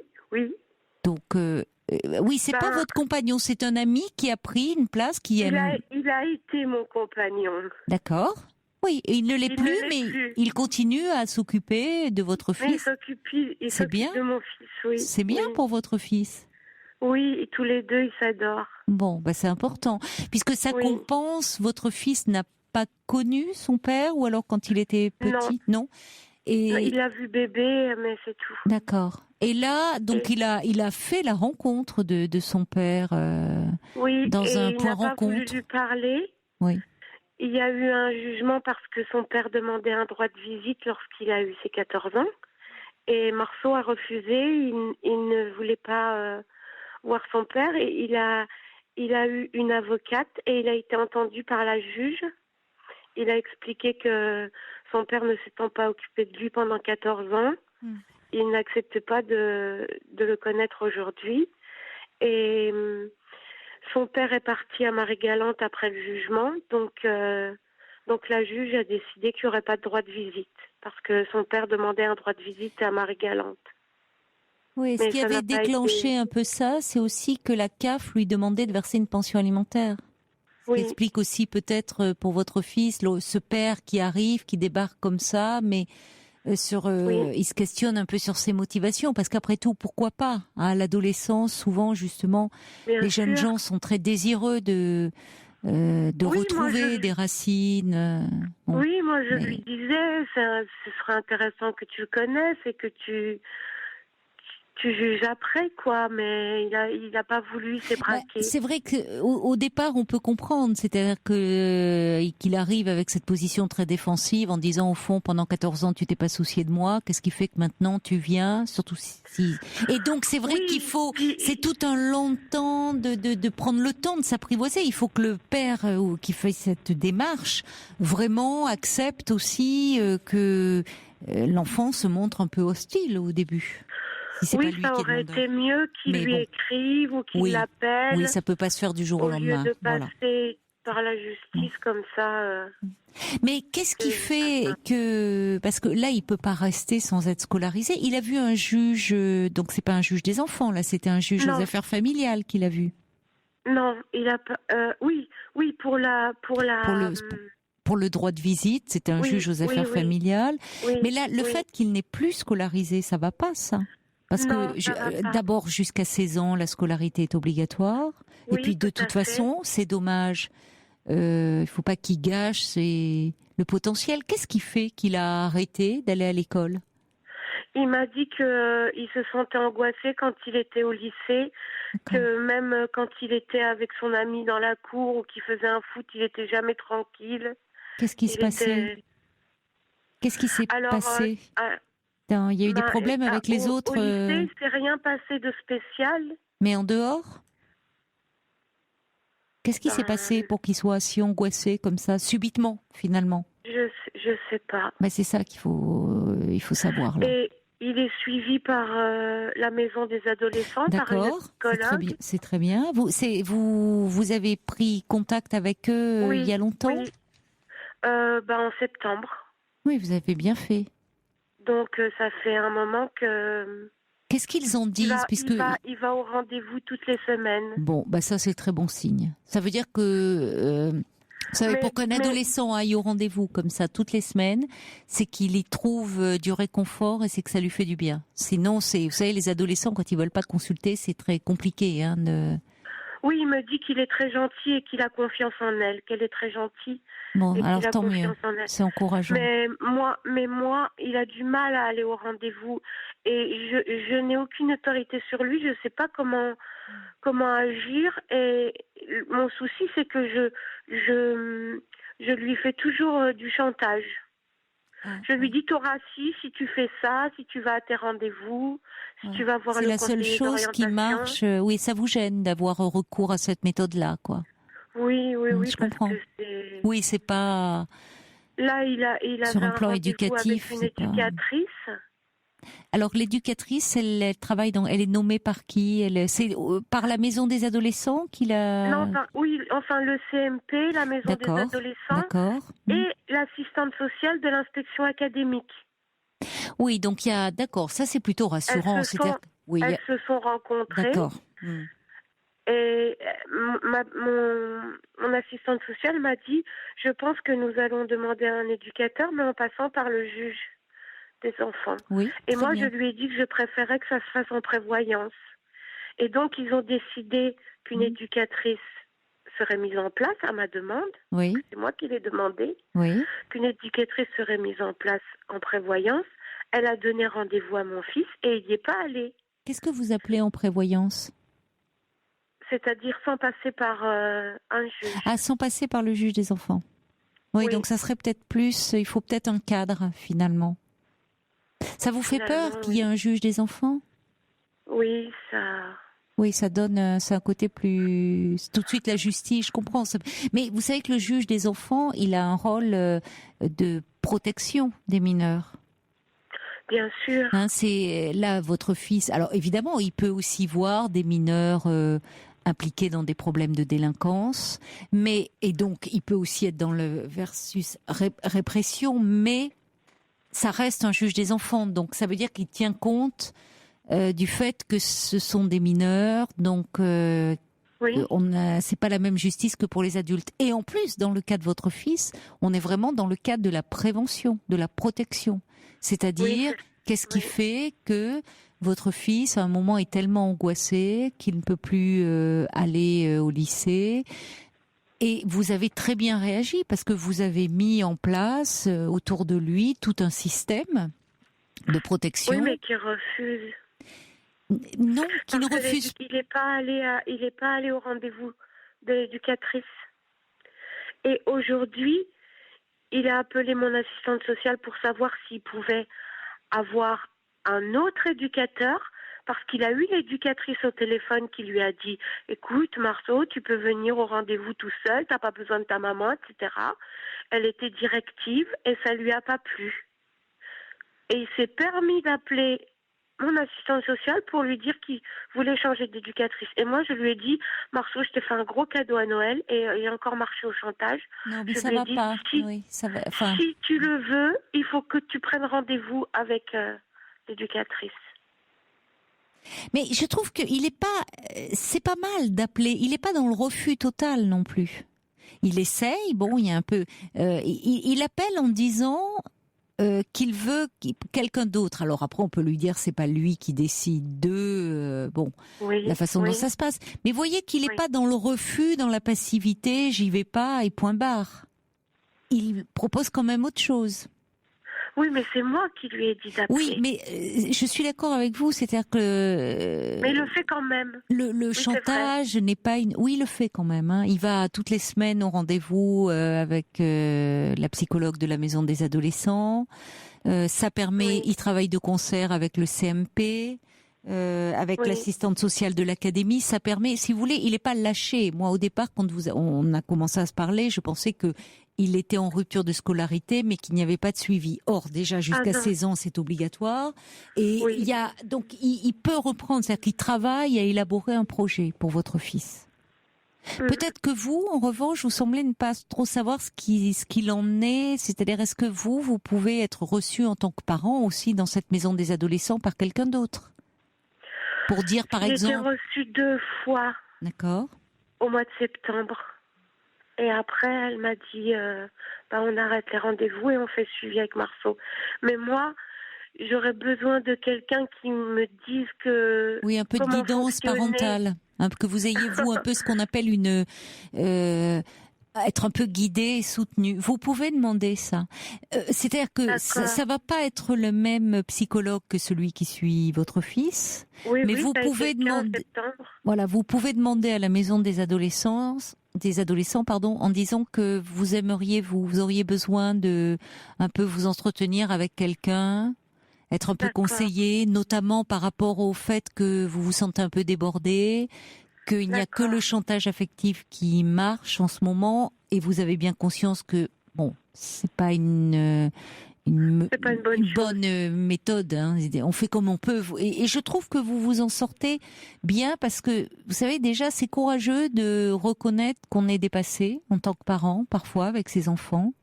Oui. C'est accepter aussi de demander de l'aide, de passer la main. Ça ne veut pas dire que vous ne perdez... C'est vous, bien sûr, qui gardez le contrôle, qui avez l'autorité sur votre fils. Mais de demander l'aide à des professionnels où, avec eux, ça se passe... C'est plus simple parce qu'il n'y a pas tous ces rapports affectifs. On n'est pas... l'enfant même est plus coopérant qu'avec les parents. D'accord. Donc vous avez très bien fait et ça permet, ils vont ensemble réfléchir à un projet, déjà comprendre pourquoi votre fils est angoissé, ce qui en soi peut-être déjà la rencontre avec ce père pouvait au fond beaucoup l'angoisser. Oui. Ça remet en question pourquoi ce père-là ne s'est pas occupé de lui. Oui. Et de se dire qu'au fond, les enfants et particulièrement aussi les adolescents, c'est un âge où on se pose beaucoup de questions sur pensent que c'est lié à eux, que s'ils avaient été différents, s'ils avaient été mieux, peut-être que leur père ou leur mère, parce qu'il arrive aussi que ce soit la mère. Ah oui, j'ai pas pensé à ça. Se serait intéressé à eux. Ils ne voient pas. Et oui, c'est dur parce qu'au fond, il y a un sentiment un peu d'abandon qui peut se faire jour. Mais oui, c'est ça. Et avec un c'est pas qu'un sentiment. Oui, il en parle parfois. Non, pas du tout. Non, pas du tout. Mais en revanche, il peut en parler dans ce cadre-là, ou en tout cas, il y a des choses qui peuvent émerger. Oui, et puis, il faut quand même aussi avoir à l'esprit, mais ça ne vous inquiétez pas, à la maison des adolescents, ils sont très bien placés pour ça, ils connaissent toutes les problématiques liées à cet âge-là. Quand il dit qu'il est très angoissé quand il est au lycée, c'était même à la fin de la 3e, est-ce qu'il a pu se passer quelque chose avec certains autres élèves? Je lui ai demandé plusieurs fois. Il m'a dit non, maman, t'inquiète pas, j'ai jamais eu de soucis au lycée. Bon, peut-être. Il faut toujours voir si cette angoisse, elle est plus existentielle, liée à lui, son parcours. C'est fréquent, à l'adolescence, comme ça, qu'il émerge de l'angoisse. Enfin, bon. Ou s'il n'y a pas des problèmes, évidemment, liés à l'environnement. Et ça, c'est pas toujours simple à démêler. Mais en tout cas, ce qui est très positif, c'est qu'il se rend chaque semaine avec sa psychologue. Il a investi ce lieu. Il vous dit d'ailleurs, je l'aime bien, je suis en confiance. Donc il peut parler, il sent que ça lui fait du bien. Elle travaille avec le CMP. Il y a l'assistante sociale de l'académie. Donc il n'est pas lâché dans la nature. Et à un moment, peut-être on peut lui proposer une transition en douceur. Ou si c'est pas possible par un retour au lycée, il existe quelques structures où les adolescents peuvent être placés ou peuvent être suivis sur le plan psychologique tout en suivant une scolarité. Il y a des recours en tout cas qui existent. Ah bon. Alors, parce que nous on a vu la conseillère d'orientation. Oui. Elle lui a dit Marceau, pour ton projet, il n'existe pas de formation après le bac ou d'école après le bac, et donc je vois pas de solution si tu vas pas au lycée. Qu'est-ce qu'il veut faire? Il a un projet? Oui, il souhaiterait être monteur-réalisateur. Mais c'est formidable. Il fait beaucoup de montage sur Internet. D'accord. Et il y a des ados qui lui font des petites commandes. En plus, oui, c'est bien. Ça, c'est formidable. S'il a déjà un projet qui lui tient à cœur, ça peut lui redonner l'élan pour un moment. Elle le met dans la réalité, là, face à la réalité, qui est que s'il ne reprend pas sa scolarité, il va être en difficulté pour pouvoir réaliser son projet. Alors, vous savez... Mais il fait un braquage, il dit non, je ne retournerai pas au lycée. Oui, mais évidemment... Elle lui a proposé de faire de se trouver une formation dans le domaine. Ils vont élaborer un projet dont vous ne serez pas exclu. Évidemment qu'on va vous tenir au courant de tout ça, vous. C'est évidemment aussi, il faut que vous soyez... bien sûr, ça se fait main dans la main. Il faut qu'il y ait une coopération aussi de votre part. Vous savez, bien sûr qu'en tant que parent, c'est normal que vous soyez inquiète de dire « Oh là là, depuis septembre, il n'est pas scolarisé ». Mais parfois... à cet âge-là, et même après d'ailleurs, il vaut mieux prendre le temps, au fond, de faire en sorte que l'enfant, l'adolescent aille mieux, ou le jeune adulte, et qu'il puisse reprendre le cours de sa scolarité ou d'une formation, plutôt que de le laisser dans le circuit et qu'il s'enferme dans une spirale de l'échec. La priorité, au fond, c'est qu'il aille mieux, qu'il se sente moins angoissé. Et vous savez, quelques mois de scolarité, même un an, ça se rattrape dans une vie. C'est pas irrattrapable. Vous avez fait tout ce qu'il fallait faire, je trouve. Alors après, vous verrez, avec cet éducateur, certainement, il va en parler. Et il faut que vous puissiez en parler aussi de tout ça. C'est-à-dire que demandez peut-être même au CMP, ils peuvent vous proposer ce qu'on appelle une guidance parentale. Ça va être un peu guidé en disant comment faire par rapport à cette éducatrice, c'est-à-dire peut-être que vous pouvez faire sans le juge des enfants, mais si à la limite il y a un cadre et peut-être un rapport à l'autorité au fond, parce que le juge des enfants représente ça aussi, ça peut être pas mal. Vous voyez, il faut pas avoir peur de ça. Oui, parce que des barrières, c'est constructeur aussi. Oui. Et puis ça lui donne un cadre autour de lui. Et encore une fois, le juge des enfants, enfin, on sent que vous êtes une maman extrêmement attentive, extrêmement présente, aimante. Il y a aucune raison, vous voyez, il sera là au contraire presque pour vous seconder, pour vous aider aussi. D'accord. Comme le fait l'équipe qui est autour de votre fils.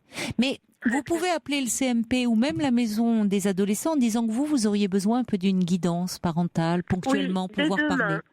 Ah bah écoutez, pourquoi pas. C'est la période des fêtes, j'espère. Vous savez, c'est un peu plus compliqué en période des fêtes, mais vous pouvez prendre dès demain un rendez-vous pour janvier à ce moment-là. Mais j'ai rendez-vous avec mon assistante sociale demain. Ah ben voilà, très bien. Alors je vais lui en parler. Très bien, très bien. Je vais lui demander. Vous avez raison.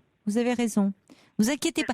Déjà, ce qui est, moi, je trouve très positif, c'est qu'il a ce projet et puis que vous avez mis en place tout un dispositif autour de lui avec des gens qui se concertent, qui réfléchissent ensemble pour œuvrer, voyez, pour lui permettre de retrouver le chemin de l'école, des autres. C'est vrai. Bon, c'est-à-dire lui permettre de reprendre confiance en lui et de voir pourquoi il y a problème. Il vaut mieux parfois prendre un peu le temps que de brusquer et d'arriver à quelque chose finalement où on s'enferme dans un échec. Donc vraiment ne vous découragez pas, hein. C'est vraiment très bien.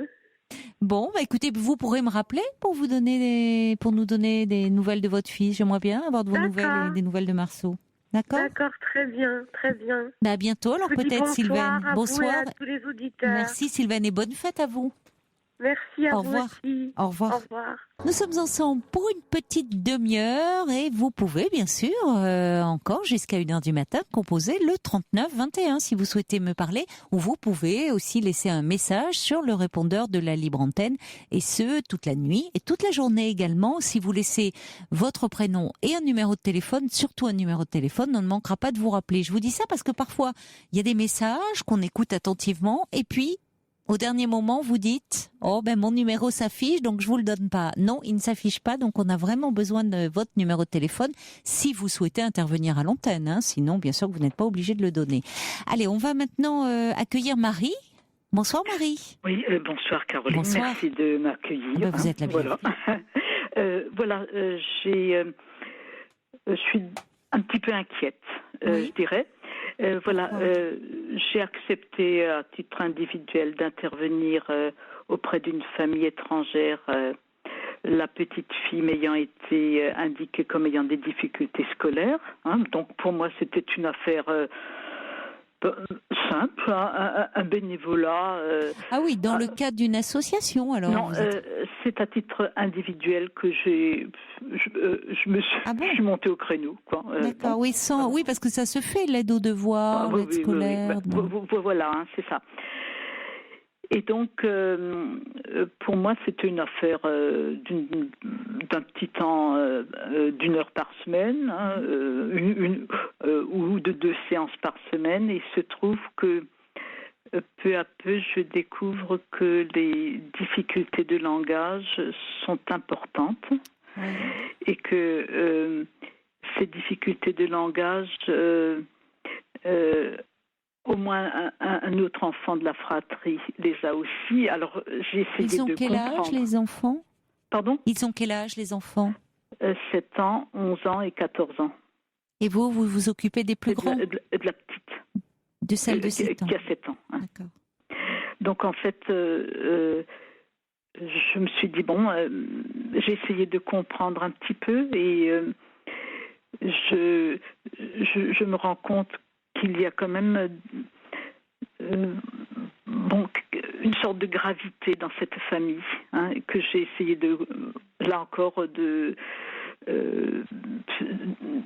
démêler, mais je dirais simplement avec ma petite jugeote, hein, sans autre regard. Non, mais attendez, ne sous-estimez pas. Quand vous parlez de gravité, qu'est-ce que vous percevez à quel niveau ? Alors, les difficultés des circonstances que je ne connais pas qui ont amené la famille à quitter le pays d'origine. Et j'ai l'impression qu'il y a eu au niveau des adultes des choses qu'ils ont vues mais qui ne correspondent pas à ce que nous vivons ici en France maintenant. Alors je n'ai pas trop creusé parce que je ne voulais pas appuyer là où ça fait mal. Bien sûr. Bon. Et il semblerait que même quelquefois les enfants, quand il y a un souci qui les travaille, ça se répercute par une interruption du sommeil, mais au niveau d'une frayeur. Ce qui m'amène à me dire que le problème n'est pas simplement un problème d'aide aux devoirs, mais qu'il y aurait des choses qui devraient pouvoir se dire quelque part. Oui, il faudrait une prise en charge plus globale. Il y a quelque chose l'impact d'un traumatisme. Vous savez, selon le pays dont ils sont originaires, on peut peut-être lier par rapport aux événements qui se sont passés dans ce pays et qui les ont amenés à le fuir. Oui. Ben oui. Je pense que il y a eu... je ne veux pas me répéter, mais je pense qu'ils sont porteurs de quelque chose et je me dis est-ce que ceci n'a pas été d'une manière ou d'une autre un petit peu transféré aussi sur les enfants. En fait, mais comment êtes-vous intervenu dans cette... J'entends ce que vous me dites, mais comment êtes-vous... Qui vous a demandé au fond de l'aide par rapport à cette famille? Puisque vous dites vous le faites à titre individuel et pas dans le cadre d'une association. Ça serait plus simple pour vous. J'avais eu l'occasion de rencontrer la mère là dans mon quartier, puis elle m'avait parlé de son souci et j'avais comment vous dirais-je, repéré chez la mère un grand désir que la famille s'en sorte et qu'il y ait une promotion de ses enfants. Et si vous voulez, j'ai été touchée par ça. Je me suis dit que je pouvais peut-être effectivement favoriser ce désir de mieux-être, ce souci. Ils veulent vraiment une vie meilleure pour leurs enfants et ils savent que ça passe par l'instruction, évidemment. Effectivement, puisque voilà, et je me suis sentie même un peu interpellée, je dirais. C'est comme ça. Bon, ça s'est fait comme ça. Et la difficulté, c'est d'amener un petit peu les parents à prendre conscience que ce ne sont pas les résultats scolaires qui eux-mêmes sont prédominants dans l'affaire, mais effectivement quelque chose qui serait à desserrer, qui pourrait permettre qu'au niveau des apprentissages, certains blocages se débloquent. Bien sûr, s'il y a trop de traumatisme derrière, s'il y a trop de souffrance, trop de questions, trop de la famille et vit quelque chose de... C'est très déstabilisant, c'est très douloureux l'exil. Ça peut aussi se répercuter, évidemment. C'est difficile de faire les apprentissages quand on a la tête encombrée de problèmes et des problèmes de ses parents et eux-mêmes. Ils venaient d'un pays francophone? Non. Donc déjà, il y a cette barrière-là de la langue. C'est déjà énorme. Plus en plus qu'ils ont pu vivre dans le pays. Et c'est là où c'est compliqué pour vous parce que vous êtes seul. Enfin, vous voyez, dans le cadre d'une association, ça serait plus simple, vous pourriez en parler, il y a certainement travail avec d'autres structures. Alors que là, c'est vrai que vous êtes vraiment oui, seul. Parce qu'en fait, je n'ai pas de légitimité pour rencontrer l'enseignant. Si ce n'est que la mère vous fait confiance. Oui. Quand même, puisqu'elle s'est adressée à vous et que vous rentrez, vous pénétrez dans la famille. C'est ça, et puis alors j'ai eu l'occasion de voir les bulletins et me rendre compte un petit peu du regard que des enseignants donnaient. J'ai lu un rapport d'orthophoniste, vous voyez, donc la maman, elle m'a montré un petit peu certains aspects que je n'ai pas commentés. Oui, elle vous fait confiance et elle vous investit beaucoup parce qu'elle a envie que ses enfants réussissent, elle sait aussi que ça peut passer par là.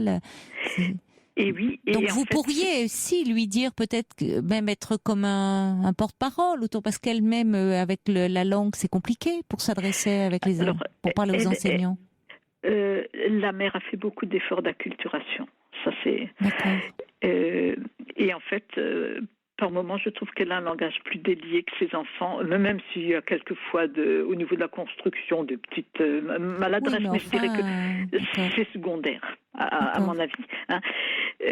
Mais en fait, je pense qu'elle a voulu porter, je dirais, une promotion de la famille et elle continue à la porter. Et j'ai comme l'impression qu'au niveau des enfants, il y a une pesanteur. Et dans leur pays d'origine, ces personnes, la mère a exercé une activité professionnelle ou la mère actuellement a pu trouver un petit travail pendant un temps de restauration scolaire, vous voyez, donc elle est en contact avec des enfants, donc elle est amenée à s'exprimer aussi. Et dans son pays d'origine, elle avait une activité professionnelle ou pas? Est-ce qu'il y a un déclassement par rapport à... Oui, il y a un petit déclassement. Elle a fait un petit temps d'enseignement, mais après les événements se sont bouleversés, précipités. Et finalement, elle vous fait confiance, cette dame. Elle vous confie quand même ses enfants, leur éducation. Est-ce que vous ne pourriez pas peut-être commencer à dire que vous sentez que derrière ces blocages qu'il peut y avoir, comme vous le faites, on sent que vous le faites avec beaucoup de délicatesse, de dire que peut-être aussi ce qu'ils ont pu vivre, le fait de devoir quitter leur pays, toutes leurs habitudes, leurs amis, enfin c'est très perturbant, c'est très traumatisant et que ça peut bloquer aussi au niveau des apprentissages et que peut-être, pour mettre toutes les chances de leur côté, outre le suivi orthophonique, une prise en charge plus globale, un bilan pourrait être fait. Parce que vous avez raison, le suivi orthophonique n'a pas de sens si derrière on règle pas aussi ce qui peut entraver l'accès au savoir. Oui, c'est ça.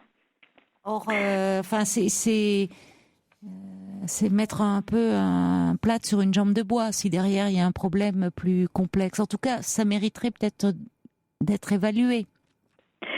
Oui, parce qu'en fait, chaque praticien lui-même a son propre regard et il fait son travail, hein, mais c'est vrai que vous rejoignez un petit peu ma pensée, c'est que...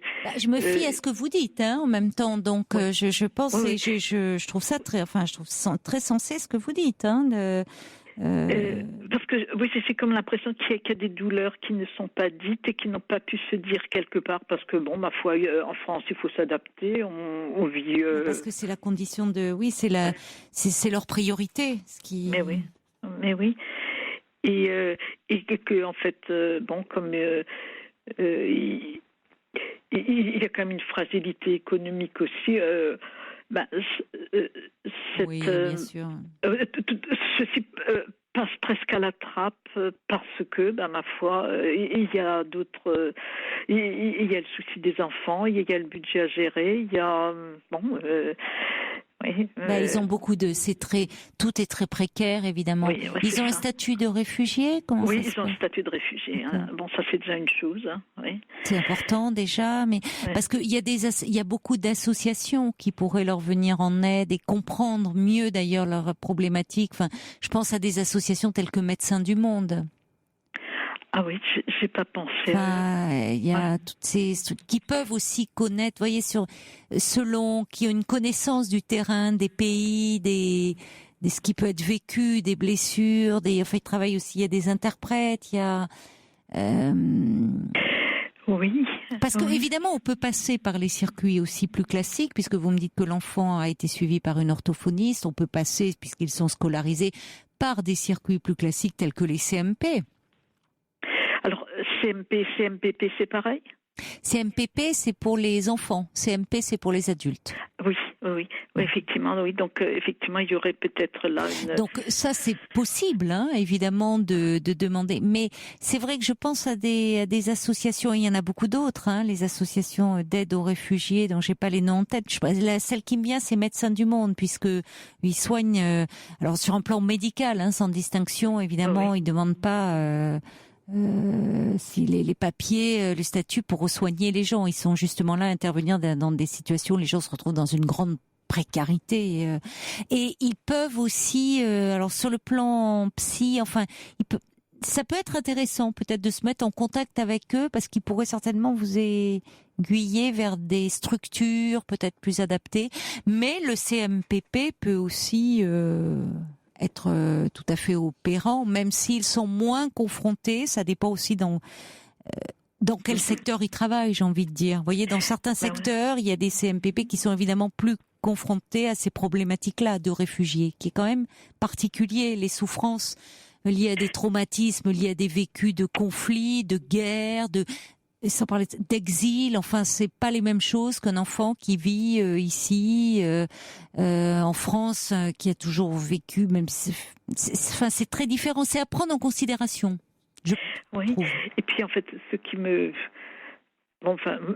m'attriste, je dirais, c'est que les deux aînés là, ils restent repliés sur l'appartement familial, comme si le contact avec des enfants ou des jeunes maintenant de leur âge pouvait être dangereux. Enfin, il est vrai que ils n'ont pas les réparties d'un enfant qui est à l'aise. Ils arrivent je sais pas depuis combien de temps ils sont là. Non, mais ils sont là depuis longtemps. Ils sont là depuis 10 ans. Donc les enfants. Moi je pensais qu'ils venaient. Oui. Alors donc les enfants ont grandi ici. Oui, ce qui majeure un peu mon inquiétude. Ah d'accord. Oui. Non, c'est que. J'allais dire, ils n'ont pas les mêmes codes. Ils débarquent, mais si ils sont nés ici. Ouais. En fait. Ils ont tous été à la maternelle ici et ils ont suivi le circuit ordinaire. Ce qui est compliqué pour vous, Marie, je trouve, c'est que c'est toujours compliqué vous l'avez fait avec beaucoup de bienveillance et de bonne volonté, et vous vous retrouvez finalement face à des difficultés, c'est bien que vous en ayez conscience, qui vous dépassent un peu. Oui, c'est plus facile si vous étiez, vous voyez, quand il y a un cadre autour, si vous aviez fait du bénévolat dans le cadre d'une association, où vous auriez pu en référer, quitte à dire, là, on ne peut pas, ça dépasse nos compétences, on vous conseille de vous mettre en relation derrière ces blocages par rapport aux apprentissages scolaires. Peut-être il y a d'autres blocages qui peuvent jouer, ça serait bien de demander un bilan. Alors que là, c'est vrai que vous le faites en votre nom propre et vous savez pas trop comment ça peut être perçu et votre légitimité, au fond. Oui, la légitimité, c'est clair, je n'en ai pas. J'ai envie de dire, la bienveillance que vous avez vis-à-vis de ces enfants, le souci de les aider, mais ça passe par la confiance aussi que vous fait cette famille, la maman avec qui vous êtes vous avez de très bonnes relations, et vous pouvez lui faire part, comme vous le faites en disant que vous n'êtes pas une professionnelle, mais que vous vous demandez, au fond, si derrière ces difficultés, il n'y aurait pas peut-être besoin d'une aide un peu plus générale ou d'un bilan. Vous n'êtes pas obligé de parler. Vous voyez, vous pouvez dire peut-être un bilan. Et vous pouvez dire à la maman. Donc c'est différent si la famille est là. Il y a des CMPP où là vous pourriez qui s'occupent justement des enfants qui sont en difficulté scolaire. Vous le présentez sur le cadre scolaire puisque c'est ce qui inquiète beaucoup la famille, la maman. Parce qu'elle est désireuse que ses enfants s'intègrent, ce qui se comprend. Vous pouvez le présenter comme ça, en disant que avec le CMPP, sachant que en plus vous pouvez être relayé sans le savoir par les enseignants, parce qu'en général les enseignants, quand ils décèlent et des problèmes, l'apprentissage du langage ou d'autres acquisitions, d'autres savoirs, ils conseillent aussi un suivi en CMPP. Vous pouvez peut-être le faire à ce niveau-là, puis vous verrez bien. Oui, c'est. Et en fait, et je me dis, où est-ce que les parents pourraient peut-être parler également? Ah, ça c'est autre chose. Oui, je vous dis, il y a toutes ces, il y a la CIMAD, dit Nathalie, il y a beaucoup de structures, d'associations, d'aide, mais ça, la mère ne vous en parle pas. Donc c'est aller un peu au-delà de leur demande. Et ça, c'est un peu risqué peut-être. Oui. Oui, elle vous a pas confié, la mère, qu'elle était pas bien, qu'elle. Elle vous a rien dit là-dessus. Non, sous cette forme pas. Non, mais c'est comme si les enfants étaient révélateurs de quelque chose. Ah oui, mais ça c'est votre, oui, j'entends, c'est votre interprétation. Et là, vous voyez, et je ne dis pas qu'elle est erronée, hein, pas du tout. C'est pas ça que je dis, mais je trouve que là, vous, surtout dans le cadre dans lequel vous vous trouvez, où au fond, ça pose quand même la question de votre légitimité. Vous ne faites pas partie d'une structure. Pardonnez-moi, mais c'est un peu casse-gueule là. Je vous le dis de façon familière.